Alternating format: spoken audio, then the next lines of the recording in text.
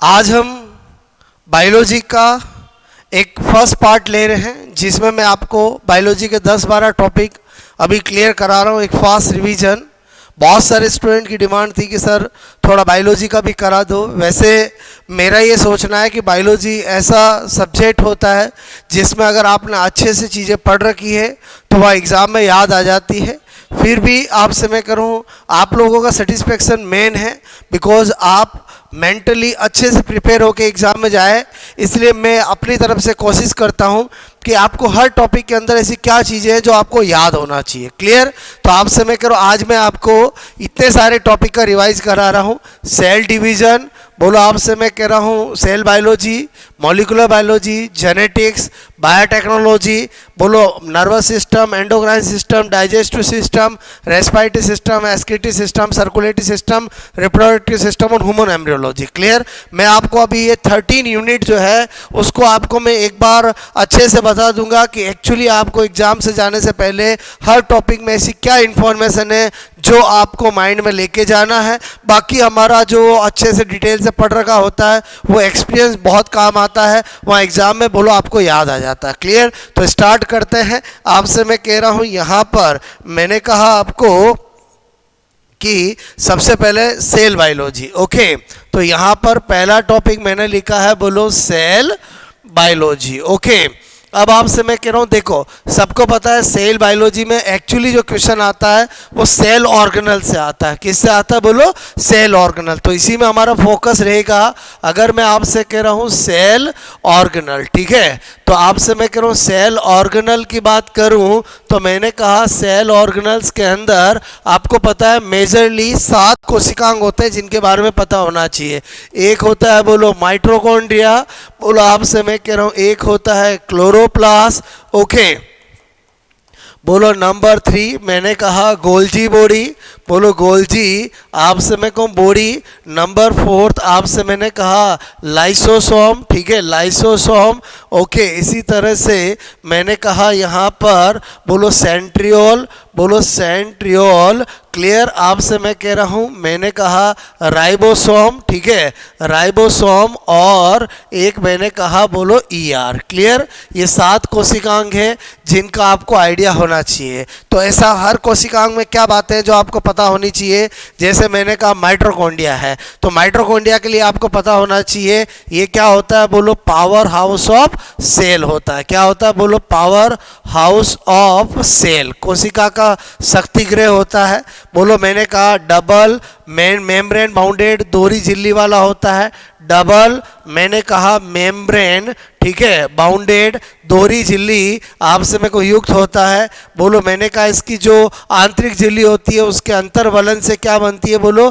Christie. अक्सर exam में आ जाता है क्रिस्टी किसमें उपस्थित होती है। बोलो ये आपका माइटोकॉन्ड्रिया क्या है बोलो? साइट ऑफ क्रेब्स साइकिल है।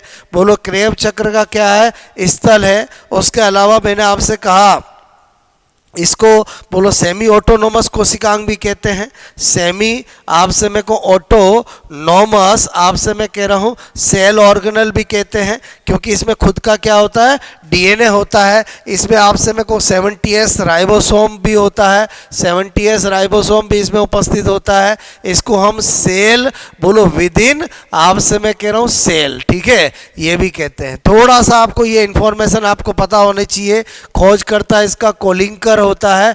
आपसे मेरे को नाम बेंडा ने दिया है। क्लियर? ये आपसे मेरे को ऐसी बातें हैं जो आपको माइटोकॉन्ड्रिया के बारे में पता होनी चाहिए। माइटोकॉन्ड्रिया बोलो आपसे एक मेम्ब्रेन बाउंडेड कोशिकांग है। तो ये चीज आपसे मेरे को बोलो प्रोकैरियोट या बैक्टीरिया में होती नहीं है। तो बैक्टीरिया में इसके एनालोगस मीजोसोम स्ट्रक्चर होती। कौन सी होती बोलो? मीजोसोम। ये भी आपको पता होना चाहिए। क्लियर? उसके बाद आ जाते हैं क्लोरोप्लास्ट का नाम आपसे मेरे को खोजकर्ता हैकल है।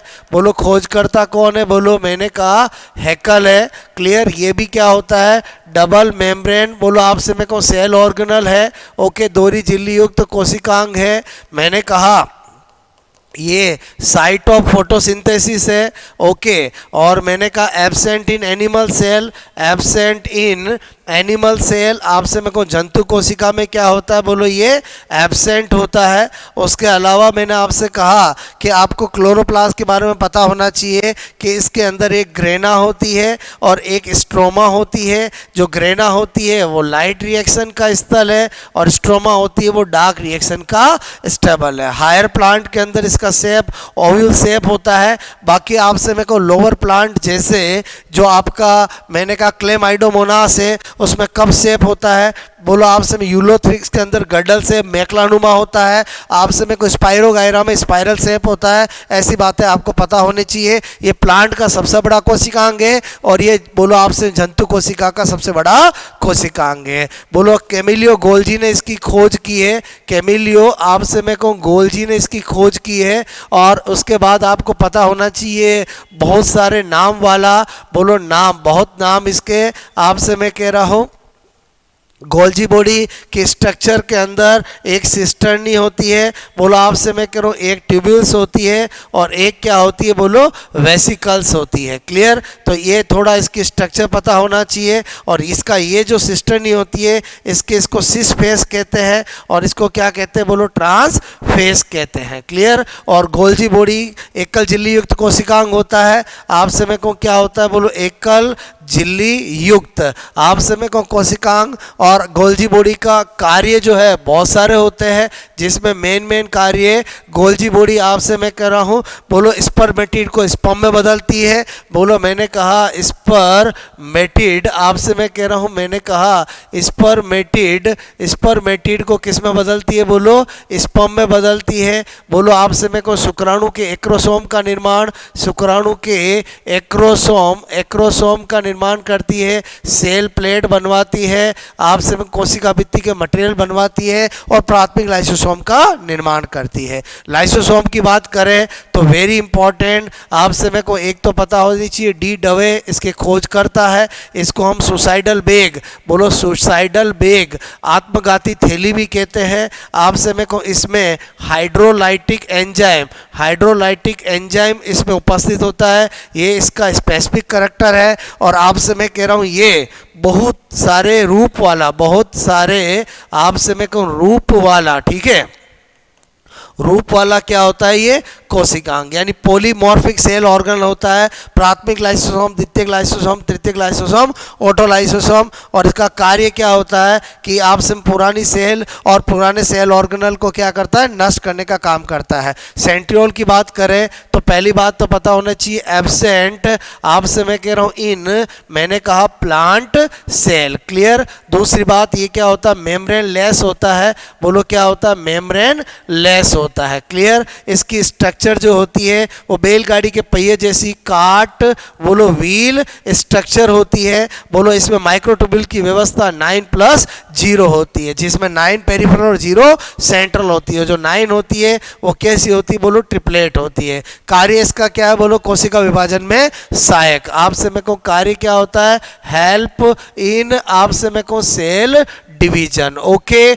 उसके बाद बात करते हैं राइबोसोम की। एक तो स्मॉलेस्ट आपसे मैं कह रहा हूँ सेल ऑर्गेनल, बोलो सबसे छोटा ये क्या होता है, कोशिकांग होता है। उसके बाद यूनिवर्सल सेल ऑर्गेनल, बोलो मैंने कहा यूनिवर्सल, ठीक है। यूनिवर्सल इसलिए क्योंकि आपको पता होना चाहिए राइबोसोम प्रोकैरियोट यूकैरियोट दोनों में होता है। बोलो झिल्ली रहित होता है, बोलो झिल्ली रहित मतलब मेम्ब्रेन लेस होता है आपसे मैं कह रहा हूँ।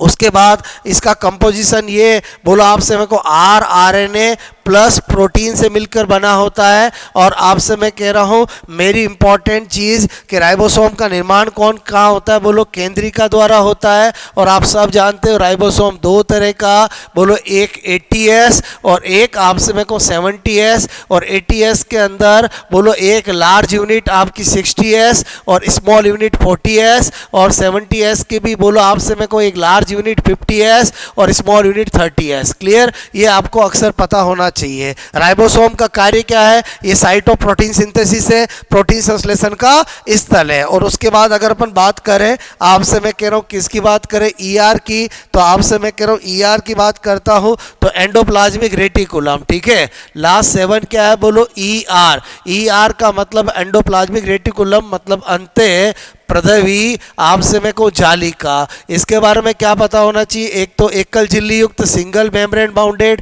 एकल झिल्ली युक्त होती है। दूसरी आपको पता होना चाहिए कि ये कोशिका को यांत्रिक सामर्थ्य प्रदान करती है। क्या करती है बोलो? यांत्रिक बोलो सामर्थ्य आपसे में को प्रदान करती है। और आपसे में को इसकी भी स्ट्रक्चर में वही सिस्टर्नी ट्यूबुल्स वेसिकल होती है। और आपसे में को टाइप्स की बात करें तो दो तरह की, एक आर ई आर और एक एस ई आर। एक रफ एंडोप्लाज्मिक रेटिकुलम, एक smooth endoplasmic reticulum. Rough endoplasmic reticulum की सतह पर एटीएस राइबोसोम होगा, इसलिए रफ होगी, और इधर क्या होगा? एब्सेंट होगा। और आपको पता होना चाहिए जो आरईआर होती है उसके स्ट्रक्चर के अंदर वेसिकल एंड ट्यूबुल्स क्या होती है? ज़्यादा। बात समझ में आए बोलो? और मैंने कहा बोलो इसको हम ट्रिक किससे याद रख सकते हैं? VCR। आपसे मैं कह रहा हूँ, मैंने कहा VCR मतलब वेसिकल्स और सिस्टर्नी क्या होती है? ज़्यादा होती है बोलो। आपसे मैं कह रहा हूँ, और SER के अंदर आपको पता होना चाहिए TVS मतलब ट्यूबुल्स और वेसिकल्स क्या होती है? ज़्यादा होती है। क्लियर? तो आपसे मैं को ये मैंने आपको थोड़ा सा एक आइडिया दिया कि सेल बायोलॉजी के अंदर थोड़ा सा आपको कोशिकांगों का आइडिया होना चाहिए। बात समझ में आए बोलो? ओके। उसके बाद आपसे मैं कह रहा हूँ यहाँ पर मैंने कहा नंबर 2, क्योंकि सेल बायोलॉजी में ज़्यादातर क्वेश्चन ही आपका किसका आता है? कोशिकांगों का आता है। तो कोशिकांगों का एक डिफरेंशिएट माइंड में होना चाहिए। उसके बाद बात करते हैं सेल डिवीजन की। आपसे मैं कहूँ सेल डिवीजन, ठीक है। तो आपको पता होना चाहिए सबसे पहले सेल साइकिल। सेल साइकिल क्या होती है बोलो? इंटरफेज। मैंने कहा interphase plus division phase. Clear? Division आपसे मैं कहूँ फेज, ठीक है।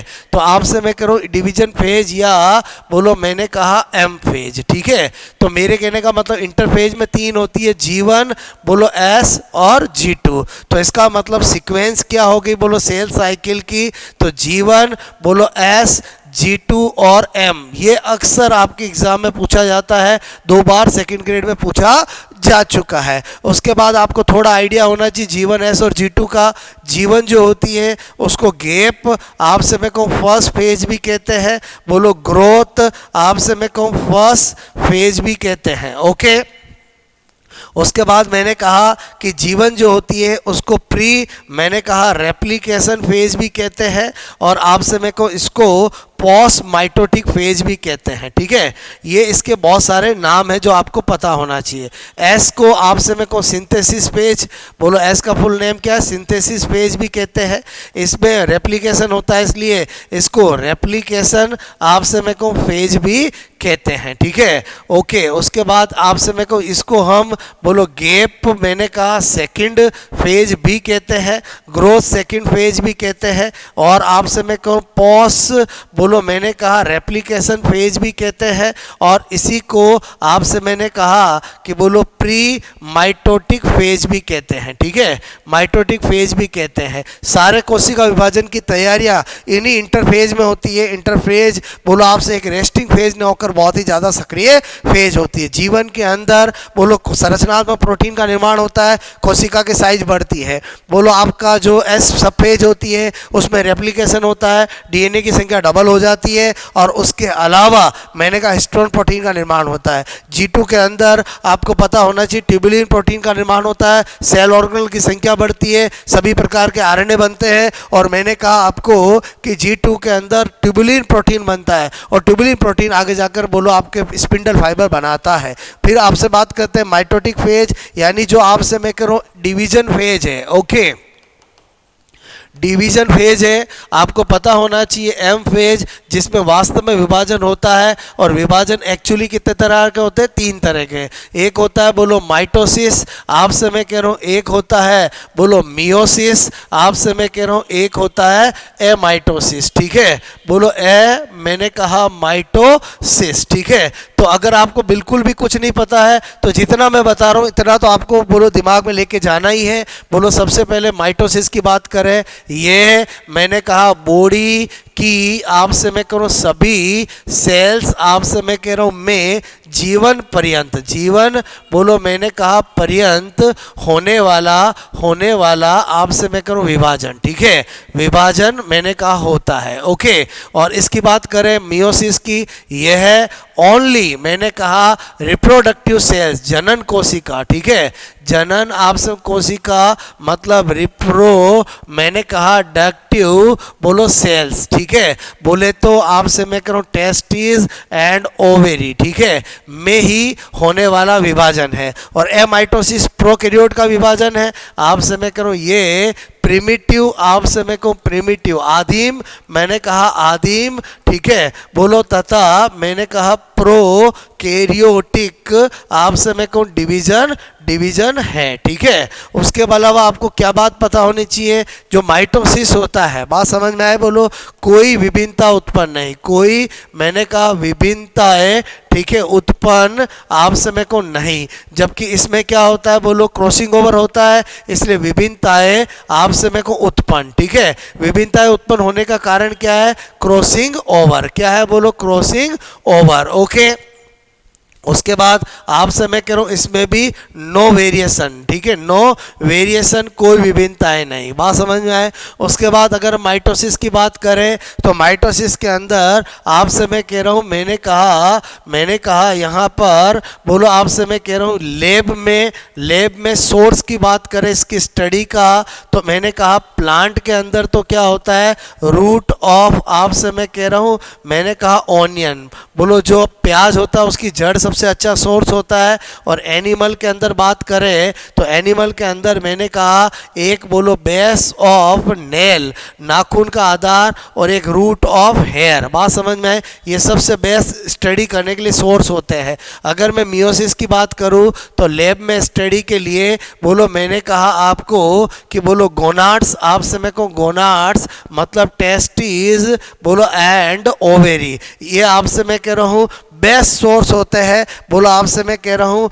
आपसे मैं कहूँ एनिमल के अंदर, ठीक है, और प्लांट के अंदर एंथर जो होता है बोलो परागकोश जो होता है वो बेस्ट इसका क्या होता है बोलो आपसे मैं कहूँ सोर्स होता है। और रही बात इसकी स्टडी कर लेनी है तो सोर्स क्या होता है बोलो आपसे सूक्ष्म जीव, ठीक है, बोले तो आपसे मैं कहूँ बैक्टीरिया सबसे अच्छा इसका सोर्स होता है। ओके, तो एक तो ये बातें पता होनी चाहिए। उसके बाद आपको थोड़ा सा आइडिया होना चाहिए कि आपसे मैं कह रहा हूँ जो मियोसिस होता है, ठीक है, मियोसिस होता है उसमें क्या होता है बोलो एक मियोसिस आपसे मैं कहूँ फर्स्ट होता है और एक मियोसिस बोलो क्या होता है सेकंड होता है, ठीक है। तो जो मियोसिस फर्स्ट होता है उसमें आपसे मैं कह रहा हूँ क्या होता है कि मियोसिस फर्स्ट के अंदर बोलो केवल मैंने कहा क्या होता है समजात मैंने कहा गुणसूत्र, बोलो गुणसूत्र का क्या होता है बोलो पृथक्करण, सेग्रीगेशन ऑफ होमोलोगस क्रोमोसोम होता है,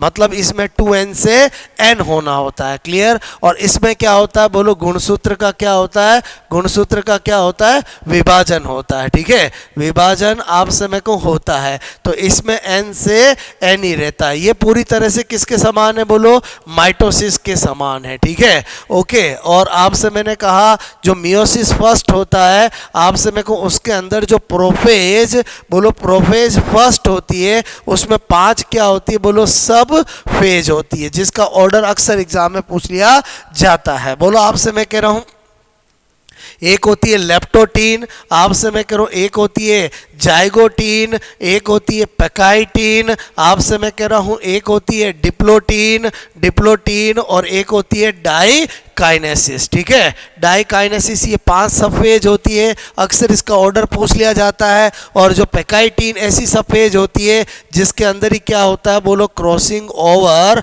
आपसे मैं कहूँ क्रॉसिंग ओवर जीन विनिमय बोलो होता है, ठीक है, जीन विनिमय होता है। तो इतना सा आपको दोस्तों थोड़ा पता होना चाहिए। उसके बाद अपन आ जाते हैं बोलो क्या मैंने कहा मॉलिक्यूलर बायोलॉजी, ठीक है। मॉलिक्यूलर बायोलॉजी की बात करूं तो आपसे मैंने कहा मॉलिक्यूलर बायोलॉजी के अंदर बोलो आपसे मेरे को वही कार्बोहाइड्रेट, बोलो प्रोटीन, आपसे मैं कह रहा हूं बोलो लिपिड, और मैंने कहा न्यूक्लिक एसिड आता है, ठीक है, न्यूक्लिक एसिड। तो आपको मैंने पहले केमिस्ट्री में बता दिए, तो अभी मेरा फोकस किस पे होगा बोलो, न्यूक्लिक एसिड पे, ठीक है। तो न्यूक्लिक एसिड बोले तो क्या होता है, डीएनए एंड आरएनए। अक्सर यहाँ से क्वेश्चन आ जाता है, वेरी इंपॉर्टेंट। तो पहला पॉइंट तो क्या पता होना चाहिए कि न्यूक्लिक एसिड जो होते हैं वो पॉलीमर ऑफ न्यूक्लियोटाइड होते हैं। क्या होते हैं बोलो, पॉलीमर ऑफ आपसे मेरे को न्यूक्लियोटाइड, ठीक है। न्यूक्लियोटाइड के बहुलक होते हैं, और एक न्यूक्लियोटाइड जो होता है, एक न्यूक्लियोटाइड 3 चीज़ों से मिलकर बना होता है। एक मैंने कहा पेंटोस शुगर, एक क्या होती है बोलो, पेंटोस शुगर। तो आपसे मेरे को पेंटोस शुगर में राइबोज तो होती है किसमें बोलो, इन आरएनए। आपसे मैं कह रहा हूँ, मैंने कहा डी ऑक्सी राइबोज, ये किस में होती है बोलो, इन डीएनए। बात समझ में आए। उसके बाद अपन बात करते हैं, दूसरा घटक होता है नाइट्रोजन बेस। क्या होता है बोलो, नाइट्रोजन बेस। नाइट्रोजन बेस के अंदर मैं आपसे कह रहा हूं, एक होता है बोलो प्यूरिन और एक होता है बोलो पिरिमिडिन, ठीक है। तो प्यूरिन जो होता है आपसे मैं कहूँ, इसमें क्या होता है बोलो, एडेनिन एंड गुआनिन। आप सब जानते हो, बोलो आपसे मैं कह रहा हूँ ए और जी ये दोनों किसके होते हैं, प्यूरिन के। और पिरिमिडिन के अंदर आपसे मैं कहूँ एक आता है बोलो थायमीन, आपसे मैं कहूँ मैंने कहा साइटोसिन, साइटोसिन और यूरेसिल, ठीक है। जो थायमीन होता है बोलो आपसे मैं कहूँ यही किस में होता है, स्पेसिफिक, आपसे मैं कहूँ स्पेसिफिक फॉर मैंने कहा डीएनए, क्लियर। और यूरेसिल होता है, ये क्या होता है बोलो, स्पेसिफिक फॉर मैंने कहा आरएनए, ठीक है। बस थोड़ा सा ध्यान रखना, थायमीन का दूसरा नाम 5 बोलो आपसे मेरे को मिथाइल यूरेसिल भी होता है, क्लियर। और तीसरा घटक होता है H3PO4 बोले तो फॉस्फोरिक एसिड, ठीक है। फॉस्फोरिक, आपसे मेरे को फॉस्फोरिक एसिड, क्लियर। तो आपसे मेरे को दोस्तों यहाँ पर पता होना चाहिए कि अगर आपसे मैं करूँ नाइट्रोजन पेंटो शुगर और नाइट्रोजन बेस ये दोनों ही अगर घटक जुड़े हुए हो तो इसको बोलते हैं न्यूक्लियोसाइड। क्या बोलते हैं बोलो, न्यूक्लियोसाइड। और इसमें जब फॉस्फोरिक एसिड जुड़ जाता है तो उसको क्या बोलते हैं, न्यूक्लियोटाइड, क्लियर। तो आपको मैंने यहाँ पर न्यूक्लियोसाइड न्यूक्लियोटाइड का अर्थ बता दिया। उसके बाद मैं क्या बता रहा हूँ कि पेंटोस शुगर और नाइट्रोजन बेस के बीच में जो बॉन्ड होगा वो ग्लाइकोसाइडिक बॉन्ड होगा। कौन सा होगा बोलो, ग्लाइकोसाइडिक बॉन्ड होगा। और मैंने कहा आपको कि आपसे मेरे को पेंटोस शुगर और फॉस्फोरिक एसिड के बॉन्ड बीच में होगा वो एस्टर बॉन्ड होगा, क्लियर।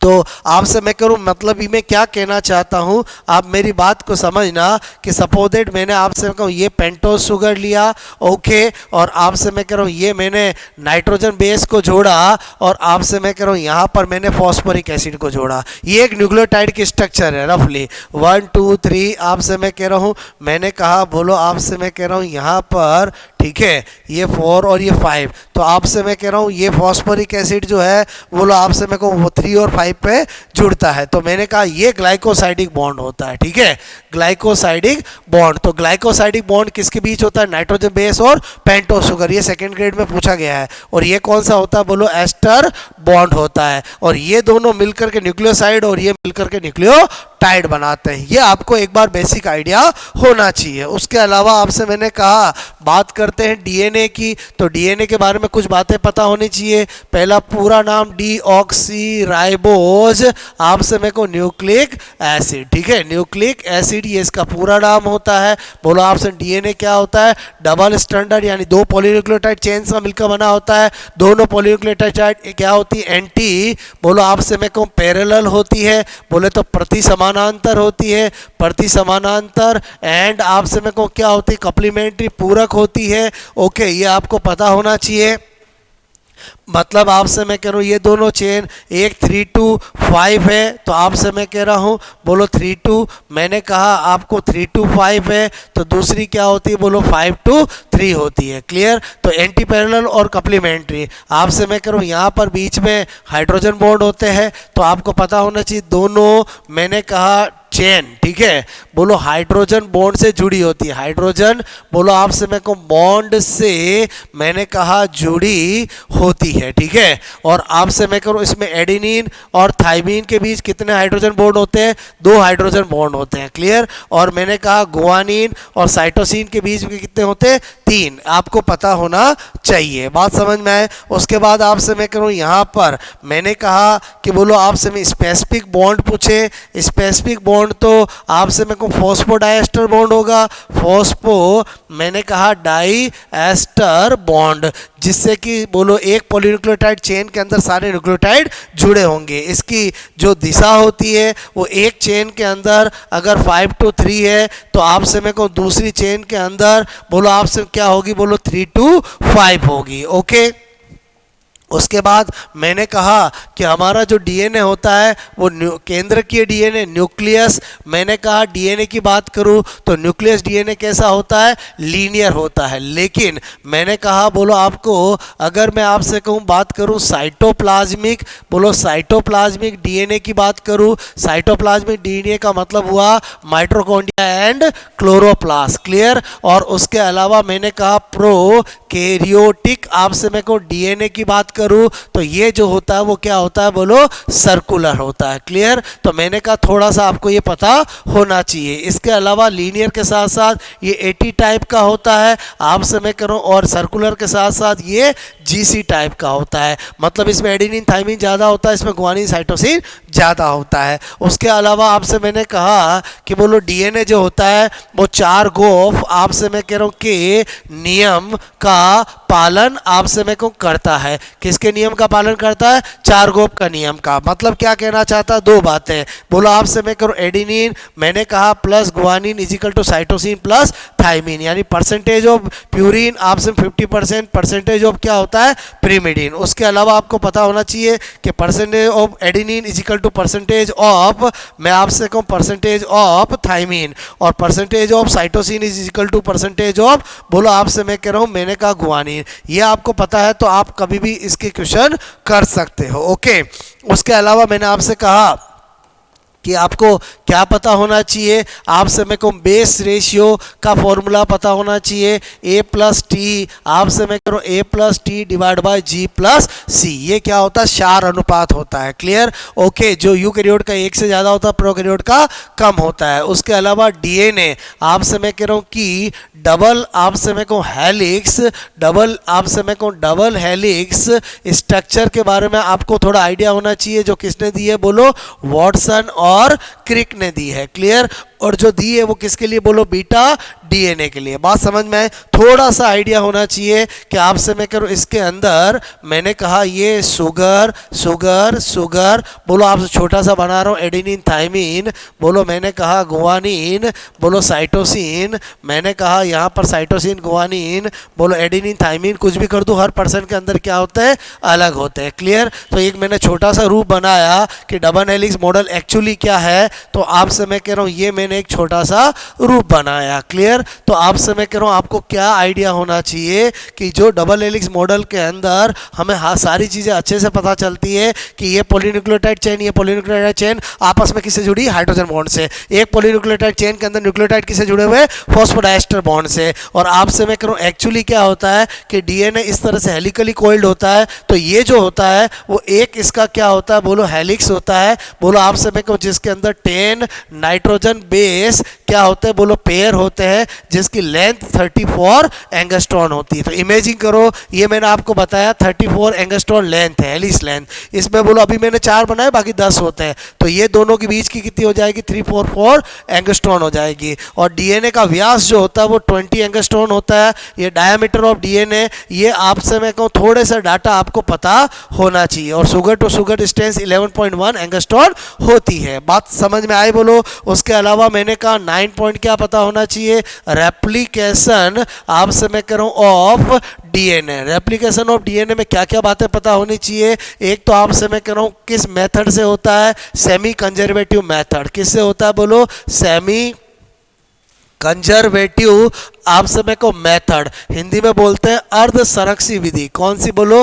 अर्ध संरक्षी विधि। उसके अलावा आपको क्या पता होना चाहिए कि बोलो बाई डायरेक्शनल होता है। क्या होता है? बोलो बाई डायरेक्शनल होता है। ठीक है। तीसरा मैंने कहा नई चेन, आपसे मैं कह रहा हूं का निर्माण, आपसे मैं को निर्माण हमेशा हमेशा बोलो 5 to 3 दिशा में, आप समय को दिशा में होता है। क्लियर। और सेमी कंजर्वेटिव मेथड का मतलब क्या है कि ये पेरेंटल डीएनए है, तो आप समय को एक चेन तो पेरेंटल होगी और एक चेन कौन सी बनेगी? बोलो नई चेन बनेगी। इसलिए सेमी कंजर्वेटिव मेथड को हाफ, आप समय को ओल्ड, हाफ मैंने कहा न्यू, मैंने कहा चेन मेथड भी कहते हैं। ओके। यहां पर एंजाइम आपका डीएनए पॉलीमरेज काम आता है। कौन आता है? डीएनए पॉलीमरेज आता है। क्लियर। और आप समय को एक्चुअली इसमें क्या होता है कि पहले खुलना होता है, अनजंपिंग होता है, फिर नई चेन बनती है। सपोजेड ये 3 to 5 है और आप समय कह रहा हूं, मैंने कहा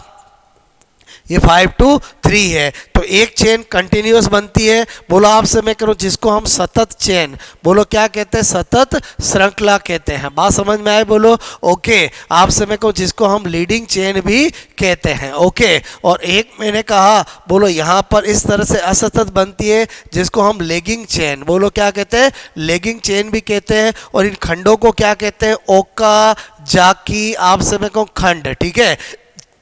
जिनको बाद में लाइगेज एंजाइम द्वारा जोड़ा जाता है। किस एंजाइम द्वारा? लाइगेज एंजाइम द्वारा। इस तरह से आपने देखा एक चेन इधर से बनेगी, एक इधर से बनेगी, तो इसको हम क्या बोलते हैं? Di directional. क्लियर। बात समझ में आई होगी। उसके बाद एक मैंने लास्ट आपको बात बता रहा हूं कि जो डीएनए होता है, आपसे मैं कह रहा हूं डीएनए, बोलो आपसे मैं कह रहा हूं से डीएनए बनना तो क्या कहलाता है? रेप्लिकेशन। ठीक है। लेकिन डीएनए से बोलो एमआरएनए बनना क्या कहलाता है? बोलो ट्रांस, आप समय को क्रिप्शन कहलाता है। क्या कहलाता है? ट्रांसक्रिप्शन। अब हम जानते हैं आरएनए सिंगल स्टैंडर्ड होता है, डीएनए डबल स्टैंडर्ड होता है। तो एक्चुअली क्या होता है कि डीएनए, बोलो आपसे मैं कह रहा हूं कि दोनों चेन में से, बोलो मैंने कहा जो आपकी जो आपसे मैंने कहा मास्टर स्ट्रैंड होती है, सेंस स्ट्रैंड होती है, उसी से बोलो क्या बनता है? और ये नॉन सेंस स्ट्रैंड। ठीक है। उसी से क्या बनता है? बोलो आपसे मैं को एमआरएनए बनता है। ठीक है। अगर ये मास्टर स्ट्रैंड है, बोलो मास्टर आप समय को श्रृंखला है, चेन है, आप समय को इससे बनेगा, तो मैंने कहा ये 3 to 5 है, ये बोलो आप समय करो 3 to 5 है, और नई चेन हमेशा हमेशा क्या बनेगी? 5 to 3। पूरी मोलिकुलर बायोलॉजी में ध्यान रखो, नई चेन हमेशा 5 to 3 बनती है। बस ध्यान क्या रखना, यहाँ एडिनिन है तो इसका कम्प्लीमेंट्री कौन होता है? बोलो थाइमिन। तो कि थाइमिन की जगह इसमें क्या होता है? यूरेसिल। ये ग्वानिन है तो यहाँ पर क्या आएगा? साइटोसिन। ये ग्वानिन है तो यहाँ से क्या आएगा? साइटोसिन। एडिनिन का क्या होता है? बोलो थाइमिन। थाइमिन की जगह यहाँ पर क्या होता है? यूरेसिल। तो कभी भी आपको ये दे रखा हो ये आप बना सकते हो। आई होप आपको मेरी बात समझ में आई होगी। 10 पॉइंट के अंदर पूरा मैंने डीएनए बता दिया है। उसके बाद अगर आरएनए की बात करें, आरएनए आपको पता होना चाहिए इसकी पेंटोज शुगर, आपसे मैं कहूँ पेंटोज शुगर इसकी कौन होती है? तो आपसे मैं कहूँ पेंटोज शुगर जो होती है वो आपसे मैं कहूँ राइबोज होती है। क्या होती है? राइबोज। इसलिए इसका पूरा नाम ही क्या है? Ribose nucleic acid. क्या होता है? बोलो राइबो, आपसे मैं कहूँ मैंने कहा न्यूक्लिक, बोलो न्यूक्लिक एसिड। ठीक है। ओके। उसके बाद मैंने कहा इसका स्पेसिफिक नाइट्रोजन बेस कौन सा होता है? स्पेसिफिक नाइट्रोजन बेस इसका यूरेसिल होता है। क्या होता है? यूरेसिल। और ये क्या होता है? Generally single standard. आपसे मैं कह रहा हूं, मैंने कहा सिंगल स्टैंडर्ड होता है। ओके। उसके बाद आपसे मैं कहूँ टाइप्स की बात करें तो 3 तरह का होता है। एक आरआरएनए, आपसे मैं कह रहा हूँ एक मैंने कहा टीआरएनए, और एक क्या होता है? बोलो एमआरएनए। क्लियर। थोड़ा सा आइडिया लेना है। मैंने कहा आरआरएनए। ठीक है। तो आरआरएनए जो होता है आपको पता होना चाहिए इसका निर्माण जो है वो किसके द्वारा होता है? केंद्रिका द्वारा। किसके द्वारा? केंद्रिका द्वारा। आपसे मैं को इसका निर्माण बोलो क्रोमेटीन के, आपसे मैं को हीट्रोक्रोमेटीन भाग से, हीट्रो मैंने कहा क्रोमेटीन बोलो भाग से, और इसका किससे होता है? यूक्रोमेटीन। यूक्रोमेटीन आपसे मैं कहूँ भाग से। ओके। उसके अलावा आपसे मैं कहूँ ये सबसे ज़्यादा होता है, ये कम होता है, ये सबसे कम होता है। क्लियर? ये आपसे मैं कहूँ राइबोसोम, ठीक है, बोलो राइबोसोम आपसे पर उपस्थित, ओके, राइबोसोम का घटक होता है ये। और टीआरएनए आप इसका काम ही क्या होता है, प्रोटीन सिंथेसिस के समय एमआरएनए और आप टीआरएनए को राइबोसोम पे जोड़ना। ट्रांसफर आरएनए है, इसकी स्ट्रक्चर आपसे मैं कहूँ 2D जो स्ट्रक्चर होती है वो क्लेवर आपसे मैं कहूँ लीफ, बोलो लाइक आपसे मैं कहूँ संरचना होती है। ओके, मैंने कहा क्लेवर, बोलो क्लेवर आपसे मैं कहूँ लीफ जैसी, ठीक है, लीफ आपसे मैं कहूँ जैसी, बोले तो इस तरह से आपसे मैं कहूँ इसकी स्ट्रक्चर होती है। थोड़ा सा आइडिया होना चाहिए। ओके, मेरे कहने का मतलब है कि आपको थोड़ा आइडिया होना चाहिए, इसकी स्ट्रक्चर इस तरह की होती है। ये 3 to 5 हमेशा इसके एंड पर एडेनिन और गुआनिन, यानी कोई भी आरएनए हो, सिंगल स्ट्रैंडेड है, 2 एंड होंगे, एक पे एडेनिन और एक पर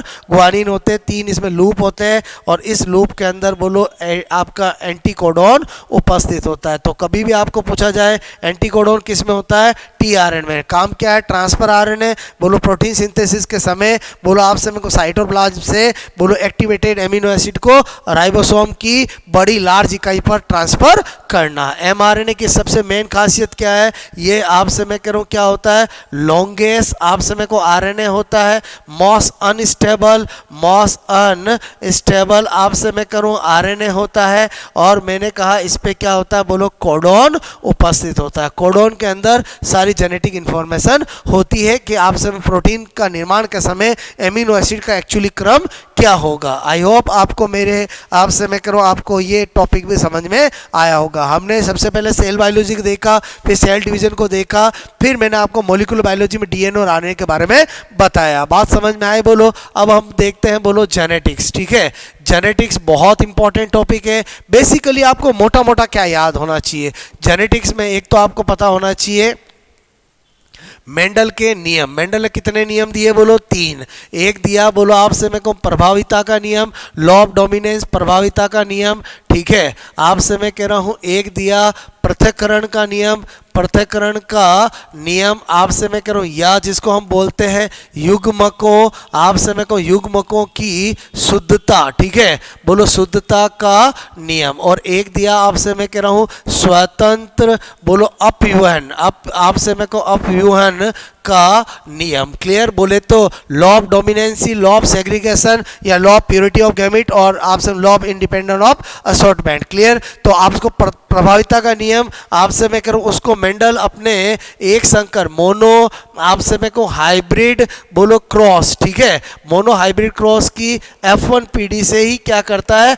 एक्सप्लेन करता है। बोलो आपसे मैं कह रहा हूँ जो आपका पृथक्करण का नियम है उसको मोनो हाइब्रिड आपसे मैं कह रहा हूँ क्रॉस, ठीक है, कि बोलो F2 PD से क्या करता है, बोलो एक्सप्लेन करता है। जबकि स्वतंत्र अपव्ययन का नियम है, इसका आपसे मैं कहूँ एक्सप्लेनेशन जो है वो आपसे मैं कहूँ एक्सप्लेन बाय आपसे मैं कहूँ डाई हाइब्रिड क्रॉस, ठीक है, डाई हाइब्रिड आपसे मैं कह रहा हूँ डाई हाइब्रिड क्रॉस। ओके, तो एक तो आपको थोड़ा ये आइडिया होना चाहिए। उसके अलावा मेंडल ने किस प्लांट को चुना, आपसे मैं कह रहा हूँ तो मटर को चुना, उद्यान मटर, ठीक है, बोलो मैंने कहा गार्डन पी, उद्यान मटर को चुना, पाइसम सटाइवम इसका नाम होता है, जिसके अंदर 7 विपरीत आपसे 7 जोड़ी आपसे मैं कहूँ 7 पेयर विपरीत आपसे मैं कहूँ विभेद वाले आपसे मैं कहूँ लक्षण बोलो लिए इसने। ओके, उसके अलावा इसकी जो टेक्निक थी, तकनीक आपसे में 2 फेमस तकनीक है, एक है इमेस्कुलेशन, इमेस्कू आपसे मैं कहूँ लेसन, ठीक है, और एक है बोलो बेगिंग, ठीक है, थैली बांधना। ये इमेस्कुलेशन जो है वो अवांछित आपसे मैं कह रहा हूँ बोलो मैंने कहा स्वयं परागण को रोकने के लिए करता था, बेगिंग अवांछित पर परागण को क्रॉस पोलिनेशन को रोकने के लिए करता था। बात समझ में आए? ओके, मेंडल आपसे मैं कह रहा हूँ ने 1 या 2 पीढ़ी तक ही बोलो आपसे मैं कह रहा हूँ और 1 या 2 लक्षणों को लेकर ही अध्ययन करता था। तो बोलो आपसे मैं कहूँ आपको इसके बारे में एक मोनो हाइब्रिड आपसे मैं कह रहा हूँ क्रॉस के बारे में पता होना चाहिए। चाहिए मोनोहाइब्रिड क्रॉस का फिनोटाइपिक रेशियो, फिनोटाइपिक आप समय को रेशियो बोलो आपको पता होना चाहिए क्या होता है 3:1। और मैंने कहा जीनो बोलो टाइपिक आप समय को जीनोटाइपिक बोलो रेशियो मैंने कहा क्या होता है बोलो 1:2:1। आपको पता होना चाहिए फिनोटाइपिक रेशियो होता है, उसी को मेंडेलियन अनुपात भी कहते हैं। बोलो क्या कहते हैं, मेंडेलियन अनुपात भी कहते हैं। क्लियर। और आपसे मैं कह रहा हूं इसी को आधारभूत फंडामेंटल रेशियो भी कहते हैं। और जो जीनोटाइपिक रेशियो होता है उसको वास्तविक अनुपात आप समय को या मैंने कहा आपको रियल रेशियो भी कहते हैं। क्लियर। ओके। उसके बाद मैंने कहा डाईहाइब्रिड क्रॉस, डाईहाइब्रिड क्रॉस के अंदर बोलो आपसे मैं कह रहा हूँ आपको क्या पता होना चाहिए कि एक तो फिनोटाइपिक बोलो वही मैंने कहा फिनोटाइपिक रेशियो जो होता है वो क्या होता है बोलो 9:3:1। क्लियर। आपसे मैं कह रहा हूँ मेरे कहने का मतलब 9 का मतलब दोनों डोमिनेंट, एक का मतलब इसमें बोलो डोमिनेंट रिसेसिव, रिसेसिव डोमिनेंट और मैंने कहा रिसेसिव रिसेसिव। क्लियर। दो कैरेक्टर। और जीनोटाइप की बात करूँ तो जीनोटाइप आपसे मैं कह रहा हूँ टाइपिक रेशियो की बात करें तो आपसे मैं कह रहा हूँ इसी का 9 का क्या बनता है बोलो मैंने कहा यहाँ पर ठीक है बोलो आपसे मैं 1 बोलो 2 2 4। क्लियर। 3 का क्या बनता है 1 2 और मैंने कहा अगेन 3 का क्या बनता है 1 2 और 1 का 1। क्लियर। तो आपको ये 1 2 2 4 1 2 1 2 1 ये आपको आइडिया होना चाहिए। उसके अलावा मैंने कहा आपको मैंने कहा क्या आइडिया होना चाहिए, एक मैंने कहा बैक क्रॉस। ठीक है बोलो बैक क्रॉस का आइडिया होना चाहिए। अक्सर क्वेश्चन आ जाता है संकर पूर्वज आप से मैं कहूँ क्रॉस। क्लियर। और इसमें आपको पता होना चाहिए जैसे ये टी है और ये टी है बोलो इसका जो F1 आपका संकर बनेगा, F1 संकर बनेगा अगर मैं इसका पेरेंट प्रभावी पैतृक है, प्रभावी पैतृक के साथ करा देता हूं तो इसको आउटक्रॉस कहते हैं। और आपसे मैं करूं अप्रभावी पैतृक बोलो रिसेसिव अप्रभावी मैंने कहा ये पैतृक है इनके साथ कराते हैं तो टेस्ट क्रॉस बोलते हैं। और टेस्ट क्रॉस और बैक क्रॉस दोनों ही कौन से है बोलो टेस्ट क्रॉस आउटक्रॉस दोनों कौन से है बैक क्रॉस है। ये स्पेशली ज़्यादा इंपॉर्टेंट है, कभी भी आपको पूछा जाए तो आपको देखना क्या F1 और आपका अप्रभावी पैतृक होगा तो ये हो जाएगा। मोनोहाइब्रिड आप समय को मोनोहाइब्रिड के लिए आप समय को के लिए टेस्ट क्रॉस का रेशियो 1:1 होता है। और डाईहाइब्रिड आप समय को डाईहाइब्रिड के लिए टेस्ट क्रॉस का रेशियो 1:1:1 होता है। बात समझ में आए। ओके। आप समय को इतना आपको पहले बेसिक आइडिया होना ही चाहिए। बात समझ में आए। उसके अलावा मैंने कहा एक्सेप्शन आप समय को ऑफ मेंडल। ठीक है मेंडल लॉ की बात करें तो आपको पता होना चाहिए कि जो आपका लॉ ऑफ डोमिनेंस है प्रभाविता आप समय को का नियम, इसके बोलो दो अपवाद है। एक है आप समय को इनकम्प्लीट डोमिनेंस अपूर्ण प्रभाविता बोलो अपूर्ण मैंने कहा प्रभाविता इनकम्प्लीट डोमिनेंस। और एक क्या होता है सह प्रभाविता कोडोमिनेंस। ठीक है आपसे मैं कह रहा हूं मैंने कहा बोलो पशुओं आपसे मैं कह रहा हूं कि बोलो त्वचा के बालों आपसे मैं कहूँ त्वचा का बोलो के बालों का क्या होना बोलो चित्त कबरा। ठीक है चित्त कबरा आपसे मैं कहूँ रोन ये इसका एग्जाम्पल है। इसके अलावा AB ब्लड ग्रुप जो है वो भी किसका कोडोमिनेंस का। सह प्रभाविता मतलब क्या होता है को मैंने कहा को डोमिनेंस। ठीक है उसके अलावा मैंने कहा जो इनकम्प्लीट डोमिनेंस है